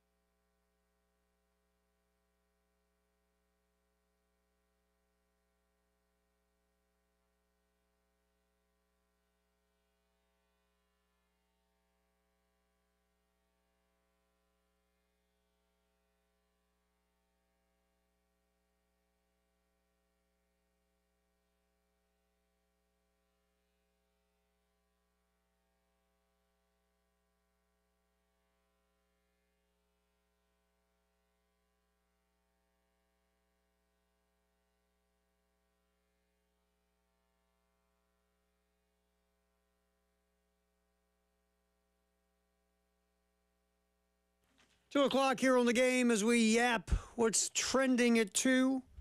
Sponsored by Traditions Fine Jewelry. Terry Ford, Tyler Head. What's trending? Shane Beamer talking to the media 12:30 today. Getting ready for the spring game, which is coming up Saturday. We'll have it here on the game in Columbia at 107.5. We'll get it cooking right after Gamecock Baseball, which you'll hear here in Columbia and also in Myrtle Beach at 100.3 The Game on the Game Network. So we'll have that going. It'll be Chris Miller doing play-by-play, Wes Mitchell, Chris Clark from Gamecock Central, and I'll just hang around and eat. So that is on Saturday. Do they give the full spread for the spring game like they do for the... Wells hooks you up, man. I was going to tell you that when we were out at TEC Equipment Rental, by the way, thanks for the hat, 2025 Old Dunbar Road in West Columbia, they had banana pudding out there for us on Friday, and I was like, man, Terry's missing out. It was good, too. Well, where's the container that you were supposed to bring back? We have rules here. Well, see, here's the thing. I didn't come back to the station afterwards. You could have went and put it in the fridge and then brought it back on Monday. It was very hot. Okay, once again, the idea here when we do these things is, geez, what can I bring back for Terry? That's one of the rules. Don't I always bring you back a Firehouse sub? Yes, you do. And unless Josh messes with it first. Yeah, it starts to make me nervous when I see Josh has been touching my Firehouse sub. He has a personal little message written on there for you. Yes, he does, which we can't repeat on the radio. By the way, our guy Larry Chandler was texting us, setting up. I think we'll be at another Firehouse sub sometime next week. So Stay tuned for those details. Yeah, excellent. All right, so what's trending at 2? You got some Shane Beamer over there that we haven't used yet from today, right? I do. And what's the one you have ready for us to rack and roll with? Oh, let's see. He touched on a number of topics. Here's an interesting one. You've talked about him, deciding on the teams. They're going to do kind of a draft type format. He answered the question about how do you kind of balance making sure the teams have what they need to be competitive and kind of getting guys where you want to see them maybe grouped together as well. Yeah, you got to do that. You kind of got to give them some direction in there that, a team would get carried away. Let's pick this guy. And eventually you'd have to say, hey, y'all don't have a snapper. So if we kick a field goal or punt, you have no one that can do that as well. Then you had one team last year that realized the other team hadn't picked a snapper, so they tried to pick both snappers so the other team wouldn't have a snapper as well. So the players certainly got strategic from that standpoint. But yes, in the other part, there are guys that we'll talk about that today in our staff meeting when we meet at 4 o'clock as a staff. There are certain guys that we want, just from a continuity standpoint, to be able to continue to play together. And we've been mixing and matching everybody on the offensive line, but we don't want to go out there with a left tackle that's never played all spring next to a left guard and a left guard that hasn't played with a center and a center that hasn't played with that right guard. It may not be like the same 5 that have been together all spring, but particularly in the offensive line, let's have a little bit of continuity as well. So there may be some select head coach picks that this guy has to be with this guy. And if you pick this guy, you're also getting that guy. We'll get all that ironed out today as well. That's the thing. You really you'll see these combinations on the field on Saturday. Don't put too much into some of the combinations you see, I guess. I do like the strategy of one team picking the long snappers. How good is that? So, if I'm Team A, Garnet, Black, whatever it may be, I'm going to pick quarterbacks with all of my first picks to make sure the other team doesn't have a quarterback. Yeah, you start getting strategic with how you pick it. It's really the long snapper thing was because that's one thing nobody was probably thinking about. Yeah. Oh, well, who cares? It's probably something that was low on the radar. We got a center, he can do that. Long snapping's a different story. So good. It's such a great strategic plan. Very nice. These guys take it seriously. Absolutely. The video they put out last year, Oscar Attaway calling Coach Beamer the other day, Coach, how we doing this? Mm-hmm. What team am I going to be on? It's just a spring game, guys. Calm down. Take a breath. But it is. It's and Shane talked about it earlier when we listened to some cuts from the presser. It's not like they just throw away the spring game. Obviously, they look at all the practices when evaluating, but the spring game is important. Sure. Remember last year they played to a tie, and the players wanted to finish it up with a 2-point conversion in overtime. Right. So they take it. They want to win. Yeah. I had a buddy of mine, this was years ago, and we were in some softball league, and we were playing a tune-up game, right? And we're out there, and my man is intense, right? Yeah. And I said, Tom, it's just a tune-up game. It doesn't even count. And he looked at me and goes, hey, Ter, What, we bleeping keeping score? I said, yeah. He goes, then it bleeping matters. That's a good point. Okay, Tom. I was like, that's good. I mean, you need 10 stitches in your knee. Go ahead, man. But there are people who think that way, and I don't disagree with that. We all have that friend that takes Monopoly too seriously. Or Risk. Yeah. Yeah. So, I mean, he was that guy. And, you keep score matters to a lot of folks. That is very true. Pride's a thing, man. We're not playing Ladybug soccer here. No, not everybody's getting, a trophy. This is, you want to win. If nothing else, you can talk smack. What I don't know what school did it. I've always heard that, like, with the spring game, if you win, you get, like, the actual good food after the game, and then the losing team gets, like, peanut butter sandwiches. I think Preston told the story this morning. Maybe that's what about it was. Lou Holtz, and, like, the winners got a fancy meal, and the losers got, like, boiled hot dogs, or, like you said, peanut butter and jelly. Get the cheap stuff. Yeah, so there's ways to make it worth something. Yeah. And plus, you want your dudes to be competitive anyway, right? Sure. Going back to my buddy Tom. Well, we're bleeping, keeping score, right? And that's really what you're looking for. And you want competitive guys. And even though we're sitting around going, it is a spring game, just hang tight. Yeah. If you're a coach, you like seeing these guys getting all lathered up to go beat each other in this thing. Sure. So it is cool. You got another Shane here for us? And what's trending at 2? Yeah, sure. Let's hear a little bit about the atmosphere of the spring game. Yeah, one, we talk about just how grateful they should be that they play here at Carolina and they get to play in a spring game with that many people in the stands. And our guys know we're so appreciative of our fan base and what makes this place special. And I was at a Gamecock Club event in Lancaster last night. Saw Hale up there. Thanks for being there, Hale, as well. But told that crowd that I never take for granted that being able to have Gamecock walk a couple hours before the game or whatever time it is, and being able to have that for a spring game, a walk with fans that come out to see the team walk to the stadium. That's more than a lot of teams have for a regular season game. And then to be able to go into that stadium, I never take it for granted and never will. And I don't want our players to, and I know they won't. So one, just how appreciative we are and how cool that is that you get to play at a place like South Carolina.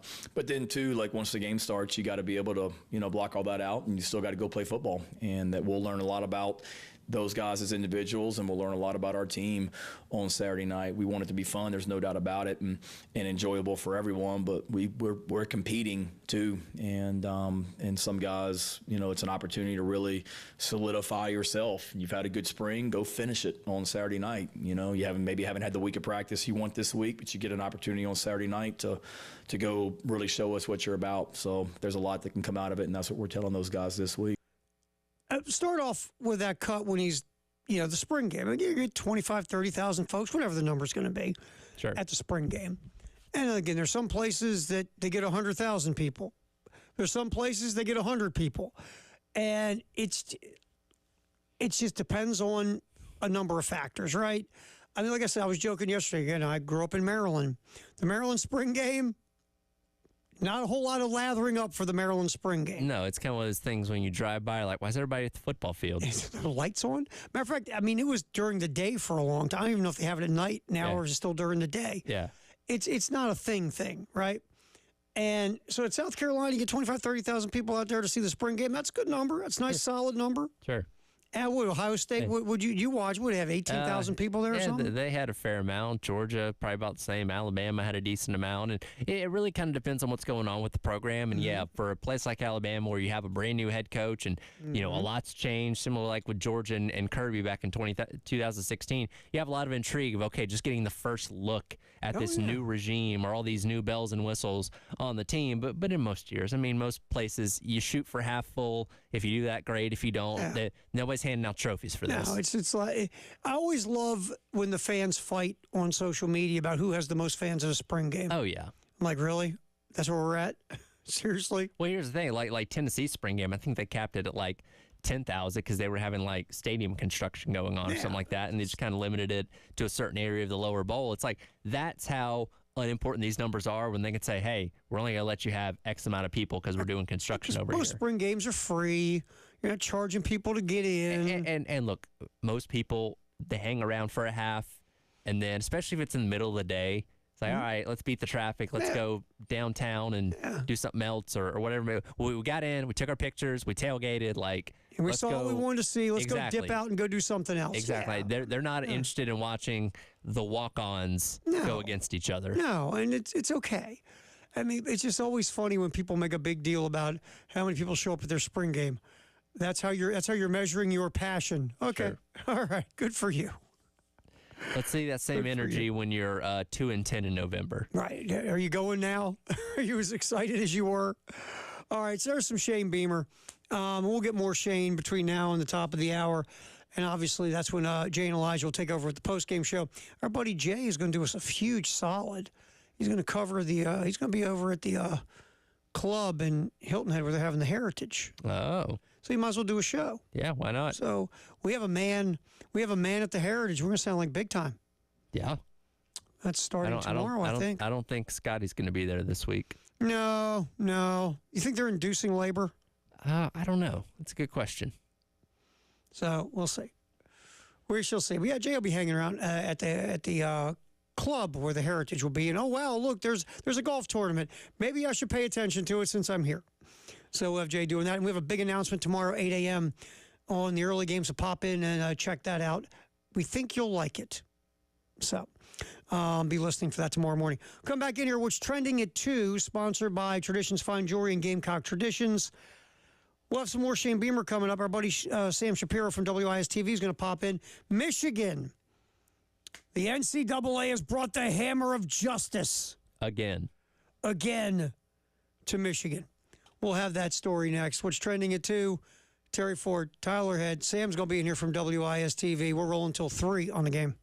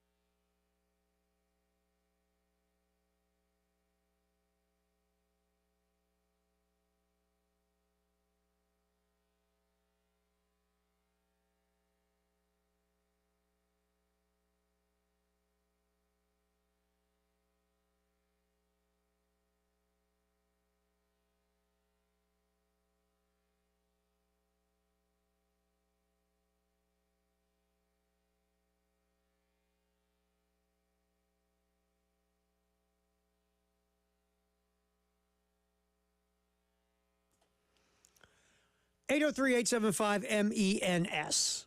Men's Clinic of South Carolina. We talk about it all the time on this show. You know, you're getting older and you just don't feel like your younger self. And you're like, what is going on with me? Yeah, those reps at the gym, I can't pump the weight like I used to. I don't sleep like I used to. I can't remember a thing like I used to. I got a lack of life drive, professional drive, sex drive. I got a lack of drive. Everything's going sideways. I can't sleep like I used to. Could be just low testosterone. That's it. One way to find out. Pop on over to the Men's Clinic of South Carolina, a free confidential consultation.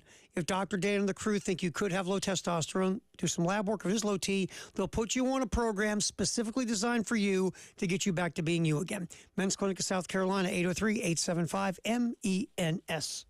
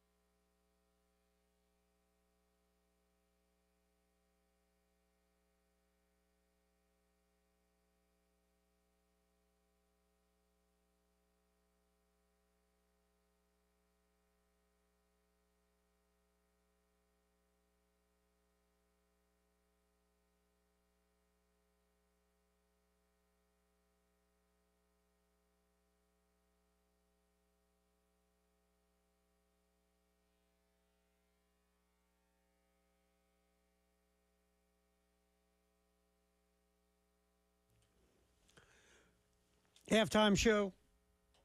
Terry Ford, Tyler Hurd, our buddy Sam Shapiro from ISTV. Last time I saw him, I'm driving the game truck through the parade, and Sam was in this massive humanity with his had his IS gear and his camera, and yeah, and I was watching. I'm going, look, all those people are in a good mood, happy. Oh, everybody was in a great mood, weren't they? Oh, absolutely. Usually, where I'm from, if a mob of people are around you, it's not going to end well for you. Now, was that the first championship parade you've ever covered? That is the first NCAA championship parade I've ever covered. Okay. I can't recollect a championship parade verbatim otherwise that I've covered besides that, but usually when you get a big crowd like that in the city, they're usually not as happy and positive, celebrating something like that. That is a good point. Yeah, it was cool. It was, there was so many people. It was a couple years ago when they had the parade, when they won my first year here, they had the parade. It was during the week. It was like 6 o'clock or something. When everybody's trying to get out of town. Yeah, it was just, and I understand why they did it, but logistically this was just better. It was a Sunday. The weather was perfect, and it was packed. Well, you saw Main Street. Mm-hmm.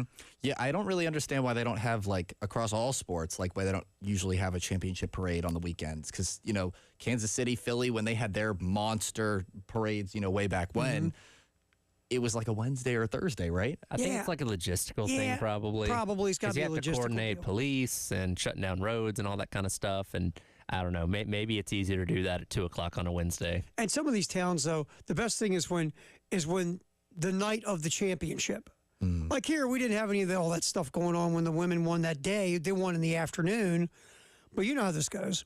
Like when Philly won the Super Bowl for the first time ever. Greasing the light poles. They're greasing the light poles. And people still. But here's the thing. In Philly, and you know this being from New York State, that's a challenge. Oh, yeah. Oh. You get enough liquor and Philly cheesesteaks in you, you're going to be able to ascend that pole no matter how much grease is on it. I'll get that pole. Grease? That's nothing. And that's Philly. And so I thought it was funny because my girlfriend's being from Philly. We're watching it. We're watching the celebration on the laptop, right? And, of course, you got drunken fools trying to climb grease poles. Police are pulling them down or tasing them, and they didn't care. They didn't care. Yeah, I think the best part is regardless what the culture of the parade is, how excited it is or not, I think especially if you're watching from afar, you just want to be in the action. Oh, yeah. You want to be part of it. And whenever you've been in a city that's won a championship, that's just what it is. Everybody wants to congregate downtown and go crazy and run around and be silly, and it's fun. You'll never forget when you run downtown to celebrate when your team wins a championship. I did that as a very young Terry Ford, and that was fun, man. That was good times. I saw things that were probably illegal in 46 countries. Well, the statute of limitations is passed. Yeah, exactly. And most of those people probably aren't with us anymore anyway. So, but yeah, the parade was great. It was packed. People were in a good mood. And you guys had the whole thing there right up front there where Dawn was and everything. Right? Oh, yeah. We had a whole crew kind of all around the State House. We had people up and down the parade route, kind of covering every little facet of the... It was good times. And, you see Camila Cardozo. We talked about opening the show. Cardozo goes third to Chicago in the WNBA draft. Shocking that Caitlin Clark was taken number one. No one saw that coming. But then you get Angel Reese, who's now going to play with Camila Cardozo, which to me is quite funny in a lot of ways. When they were pulling each other's hair, 3 weeks ago or a month ago, and now they're going to be on the same team. And now... There, go ahead. And now the Chicago Sky have two of the biggest prospects, both literally and figuratively, in the same front court. I mean, it's going to be interesting to see how, other WNBA teams, stack up against that matchup. Yeah. And the interesting part, too, is everybody goes, oh, yeah, but they hated each other. No, they might. I don't know. But a lot of times we as fans have our hate for others on other teams that the players on our favorite team don't share the hate. Well, there's a difference between hate within the 40 minutes of a regulation game and hate outside of that. Yes. I'm sure they are perfectly fine with each other. Outside of that, they're probably joking about the hair pulling thing at their locker in a couple days from now or whatever it may be, because, again, it's a quick turnaround. The WNBA season starts in a month. And the other part is, like on the men's side, a lot of the players grow up playing AAU together now, and they see each other in all these different tournaments and competitions. they're all buds. A lot of them now. It's not like I hate you. When I was growing up, it felt like professional athletes all truly hated each other. Of course. There was a real hate. Like there was a big thing with Magic Johnson and Larry Bird because they played each other in college, Indiana State, Michigan State for the national championship. And then they got to the NBA. And when they interviewed those guys, because they became really good buds because they started making shoe commercials together. But before that, there's a hate. They really didn't know each other. They just, from competition, hated each other. Yeah, it's something I've kind of noticed across, a lot of different sports, college teammates, reuniting at the professional level and really, kind of taking off. I mean, we saw the Bengals a couple years back, Jamar Chase and Joe Burrow kind of teamed up and they made that Super Bowl run. And then people were saying, oh, imagine if Justin Jefferson joined that squad. And now you have the New York Knicks that have, Jalen Brunson and Josh Hart. And, when you bring back the chemistry from one team and put it on another, I mean, at the professional level, it's really shown, strides, especially for those two teams, an example. Again, it's so interesting now that you add these two players from these two schools. And LSU, look, LSU won the national title 2 years ago. You give them their props. But in the last 2 years, they still haven't beaten South Carolina. And now South Carolina won this year, and they took out LSU multiple times, especially in Baton Rouge. So, again, now you have these two players who were so polarizing in these games or in these last 2 years, these programs now together on a team in the professional ranks. It's kind of fun. If I'm a Chicago Sky fan, I'm definitely very excited and looking forward to seeing that front court, too. And then you get Caitlin Clark and Aaliyah Boston together in Indiana. So last night, the WNBA draft. I know one thing. The Indiana Fever had the third fewest three-point attempts this past year in the WNBA. That's going to change. Oh, yeah. Way to go out on a limb. Way to go out on a limb, I fella. think they're going to go to the top of that chart. All right, real quick. Michigan, again, the NCAA has dropped more sanctions on the University of Michigan. They will serve 3 years of NCAA probation, pay a fine, and face recruiting restrictions after the university and 5 current or former football employees reached an agreement with the NCAA's enforcement staff on recruiting violations and coaching activities by non-coaching staff members. I think the NCAA has just set up an office in Ann Arbor at this point. You might as well. You just might as well. Of course, portion of the case involves Jim Harbaugh, now with the Chargers. And that's considered separately by the Committee of Infractions. Look, Michigan had a lot of stuff going on that, of course, nobody admitted to, right? Of course. Because nobody knew anything, right? Whether it was the COVID stuff, the iPhone in the stands, videotape. Michigan had stuff going on. And look, Jim Harbaugh, not to say Jim Harbaugh will never come back to college, because you never know what Jim Harbaugh is going to do. But I don't think Jim Harbaugh's sweating any of this, guys. Jim Harbaugh's like, I'm in the NFL now. I'm back. I won a national championship in college. Well, thanks a lot for everything. I'm going to hang out in the NFL now. And when we talked about Jim Harbaugh, trying to skirt the NCAA by going to college football or by going to the NFL after this year, it's more about the counter stallion stuff more than anything else. And whatever may come of that down the road when the NCAA finishes their 10-year-long investigation and may take the banner down at one point in time, like he wants to be immune from that. Like this is nothing. They were already getting dinged for things because of the dead period violations when he was there. And remember this, in theory, it's dumb, right? Yeah. I bought you a cheeseburger. It's asinine. It is. But it was the lying to the NCAA thing. Yes, I was getting ready to say, that isn't it. The thing is, he lied to the NCAA. They kind of frown upon that. Even though they're not that powerful anymore, yes, they do. I mean, it's not like, you got pulled in in the box, by Dennis Franz from NYPD Blue back in the day or whatever. They're not an enforcement entity, but still you can't lie to them because they're investigating. Yeah, unfortunately in scenarios like that you can't lie to the overarching organization. I mean, this example to me brings up Kareem Hunt, perfect example. I mean, he was in a kind of domestic violent dispute, and when he was initially asked about it, the Chiefs asked him, what happened, and he was kind of like, no, he kind of brushed it off as if nothing happened. And when you look at the video, obviously, comparing it to, the Ray Rice and the Joe Mixons, it's not, the exact same scenario, but, because he didn't, at least go on record with them that there was some sort of, dispute. Then when they saw the video, it was like, oh, you lied. That kind of overarched, How many times in our life has the cover-up or the lie been 100 times worse than what could have happened. You look, again, all Jim Harbaugh had to say was, okay, yeah, we did it. It's a really dumb rule, and we did it. Our bad. Slap our hand. Because, I mean, let's face it. Half the time, the NCAA doesn't even do anything. North Carolina, they skated with a loophole that all students could take those same phony, courses or classes. Look at, how about the FBI?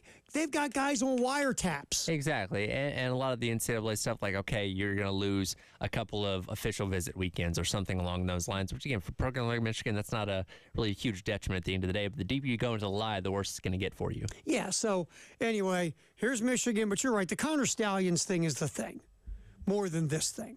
But Michigan gets dinged again for doing Michigan stuff when Harbaugh was there. All right, we'll come back in here. The greatest day in the history of the world today is April 16th. We'll go into it next on the Halftime Show. Terry Ford, Tyler Head, Sam's here from WIS-TV on the game.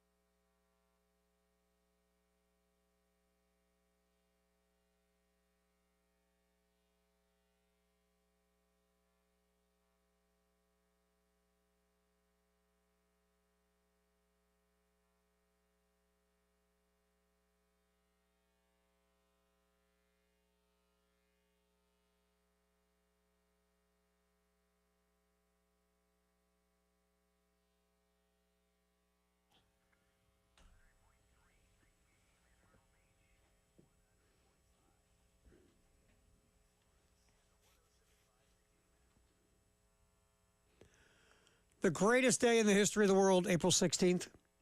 Sponsored by 1-800-GOT-JUNK here on the Halftime Show. Terry Ford, Tyler Head, our buddy Sam Shapiro from ISTV hanging in here as well. All right, on this day, some interesting stuff today, Tyler, for the good and the bad.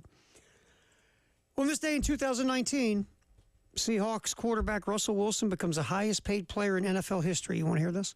Sure. 2019. Yep. 4 years at $140 million.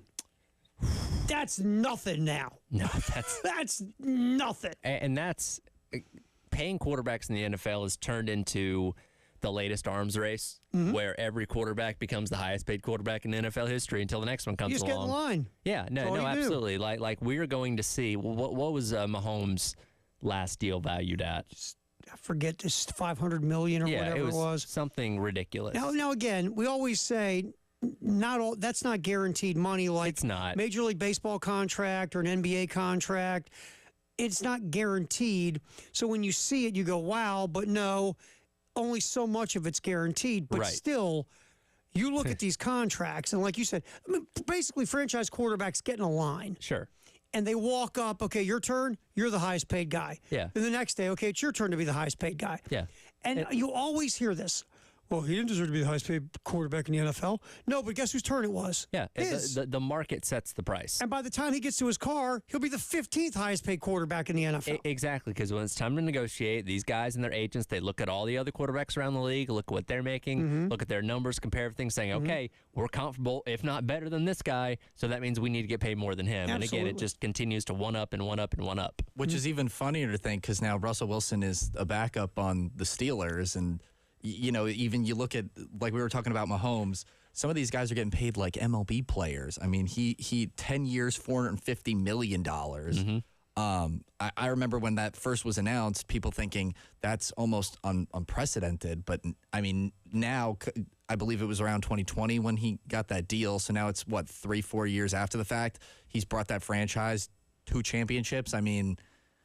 And look, if you continue to perform at that high level, you'll get that money. But more often than not, you start to dip towards the end of the thing, and then you start restructuring things, and then you're going to trade. And okay, well, this team's going to eat that much money, and it just ends up being a numbers game at the end of the day. And when you see this kind of dough, even you look at a $500 million deal, and even if a half of it or 40% of it's guaranteed, you're still on a hard cap. You're going to start getting hit. Sure. That's why having a quarterback on a rookie deal is gold.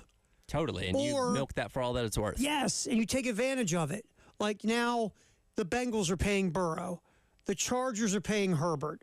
All of a sudden, that advantage you had is gone, and now you got to start playing the salary cap game. Or you get a quarterback who used to be one of the best, now is coming to the back end of his career, like a Matthew Stafford or Tom Brady, and you get them on a very nice deal compared to what you would have got. That's the other way you win a Super Bowl. Of course, Patrick Mahomes is a totally different animal. Sure. Because Mahomes is the only quarterback who has taken up over 15% of the cap and has won a Super Bowl. Because that typically doesn't happen. The minute your guy starts sucking up cap space, it's very hard to build a team. There goes all the talent around him. Right, except if you have 15. Yeah. He elevates the talent around him. He sets new rules, right? That's just what he does. And he's had a top 5 running back and, a top 5 receiver in Kareem Hunt and Tyreek Hill kind of gone away from him. And he's kind of really only consistently had Kelsey through that, that stretch where he's had that talent. Well, he didn't have any receivers this year. Rashee Rice they were finally good at started, one thing. Yeah, dropping the ball. They were good at dropping passes. Rashee Rice popped off in the playoffs, and now he's obviously in his own world of trouble. But, outside of like Travis Kelce and Isaiah Pacheco, who nobody thought was going to be that great of a running back in the NFL, is really just 15 making it happen. Yeah.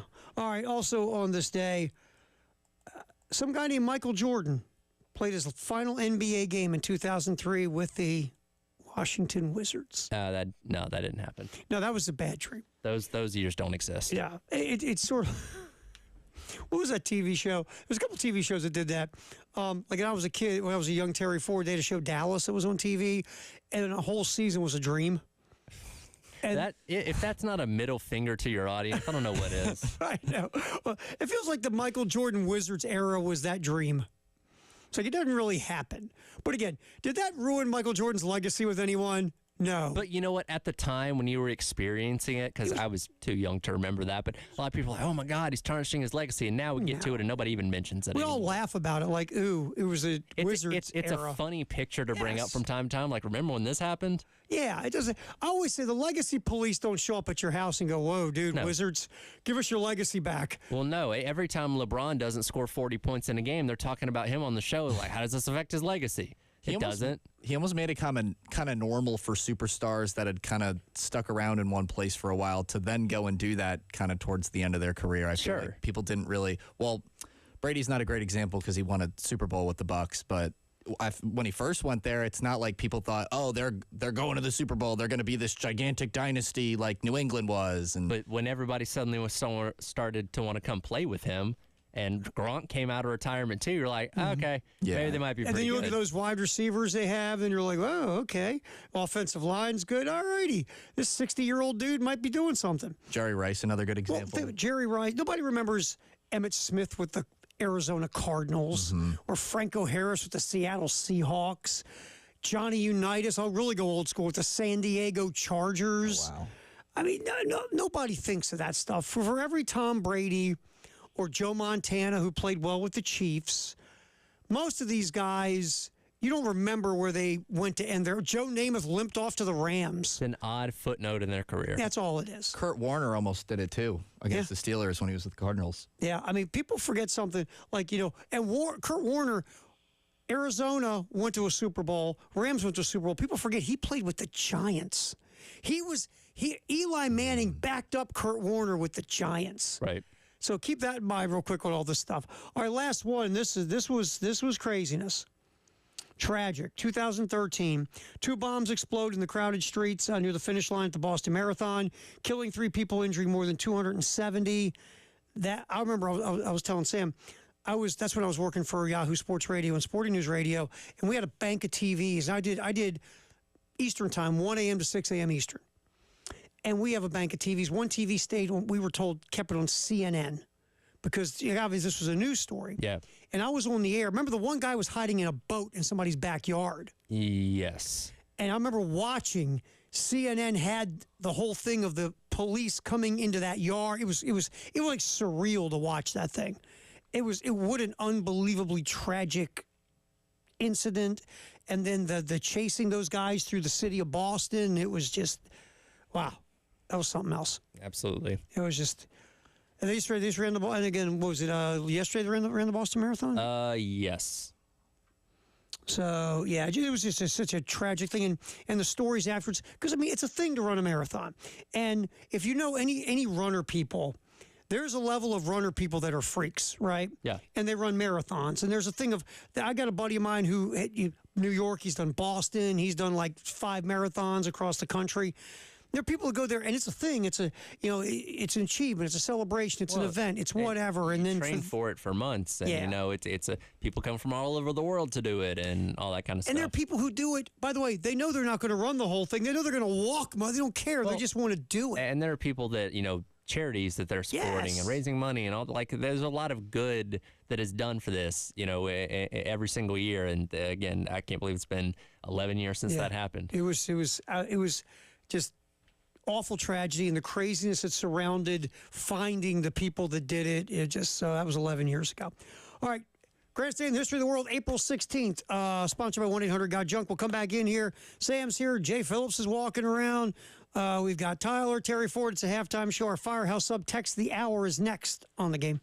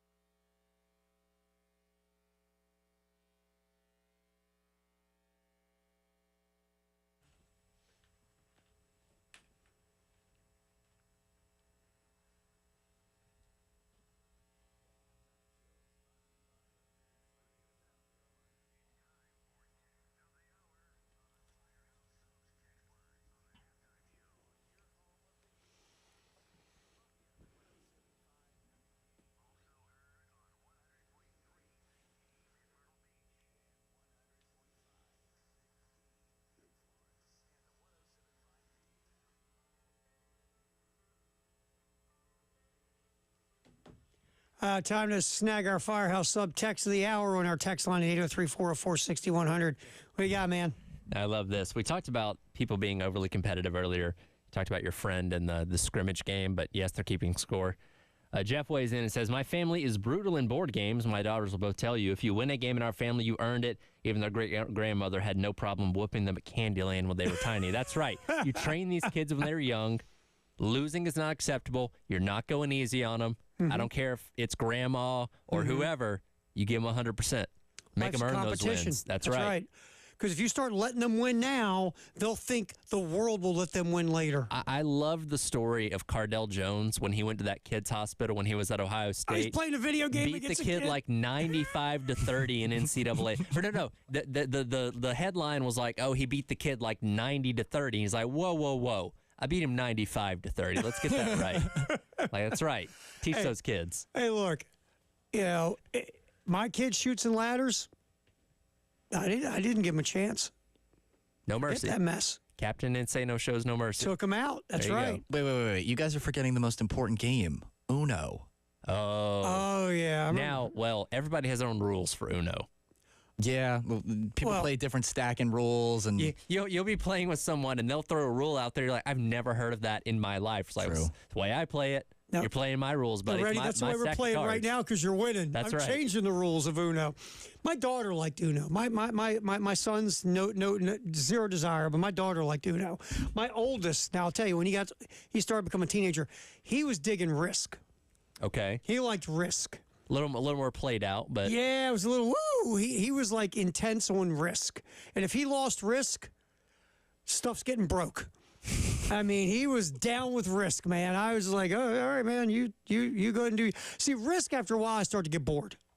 That's one of those games like Monopoly. Well, it's a lot of strategy. Yeah, after a period of time, I'm bored now. I don't want to work this hard at a game. I'm a big Monopoly guy. I like Monopoly for like the first hour. And then, come on. Once I get Park Place, that's all I need. Oh, yeah. I mean, that's the thing. You're always jonesing for Park Place and Boardwalk. Sure. But I always end up getting, what's the two? The purple one's Connecticut. No, not Connecticut. Baltic and Mediterranean. Yeah, something like that. The ones where you get, if they land on you have a hotel, you get like $5. Yeah, exactly. Yeah. So, but yeah, Monopoly, I'm good for a while. And then I'm like, okay, I've had enough. I've had enough now. I can't do this anymore. But there was a neighbor of mine. He played 12 hours of Monopoly with you. Well, that's the thing is like the game has no set end to be like, oh, we can play for 3 hours. Like you can play for days. Oh yeah, you can come back to it the next day.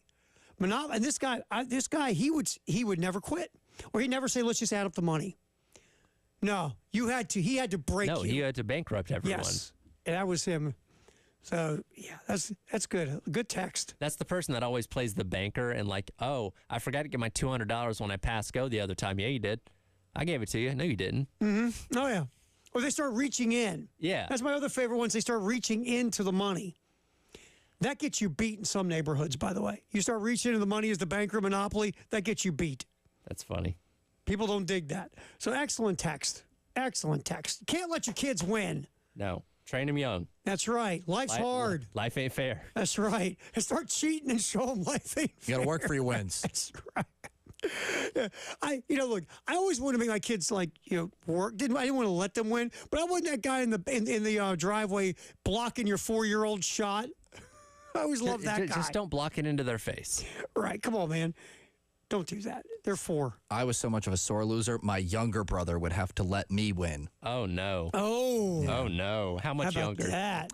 We are 22 months apart, so we're since we're both from New York, we're a grade apart in school. That's a comparable age, though. It's not like he's 5 years younger. My brother was 10 years older than me. How fair were those games? You were probably the ball in those games. Yeah. Oh, he destroyed me, man. I mean, it was he loved it. The worst one ever he did. I always wanted to play Army Men with him. I was a little kid, like 6, 7 years old. And I mean, he's 17 years old. He don't play Army Men with me. He wants to, go out and chase girls and try to get underage beer or whatever. So finally he's going to play. Come on, Doug, play. How about play Army Man? Come on. He's like, okay, set him up. So I set up. It took me an hour to set these Army Men up on the dining room table. He's like, you ready? Yeah. Hit the dining room table 4 times. All the Army Men fell down. He goes, we're done. I got to go.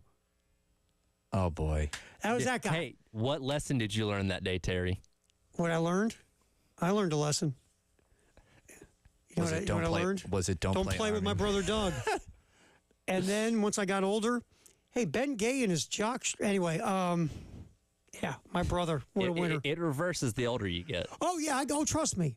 Once I got to the right age and he was declining. Oh, absolutely. Oh yeah, I tortured that old dude. No doubt. Thank you for the text, 803-404-6100. Real quick before we get out of here, we're talking about WNBA. We get a chance to play the cut of Carmela Cardozo when she was after she was drafted number 3 by Chicago. She was talking about, giving her family a better life. Let's just get that real quick, Tyler, before we get out of here. I had a goal to be here tonight and give my family a better life. So I'm just so thankful that I was able to be here. And that's cool. Again, coming from Brazil, and look, different places in the world have different, economic structures and things of that nature. And, different countries have different forms of, wherever you're at in life. And it's just cool that she gets to come here.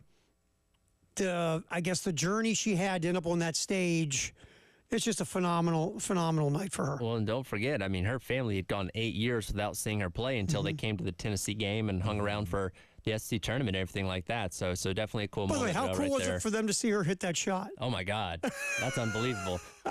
I remember seeing an interview where they even just told Cardozo that her family was going to be there, and just watching how emotional she got, hearing that bite kind of speaks to that emotion even more. Yeah. And, seeing what she's going to do at the next level, helping provide her fam, a better life. Sure. Really nice. I didn't want my dad at games. He came to a game. I was in an all-star game. He came to the game. And, I had a decent game. He walks in and goes, "Why'd you miss a cutoff man on that throw? Hell's wrong with you?" Hey, Dad, you know what? Maybe you shouldn't. Maybe stay home, watch TV. Shooting for perfection. All right, Jay's in next with Elijah Post. Sam, thanks for hanging out. Tyler, good job.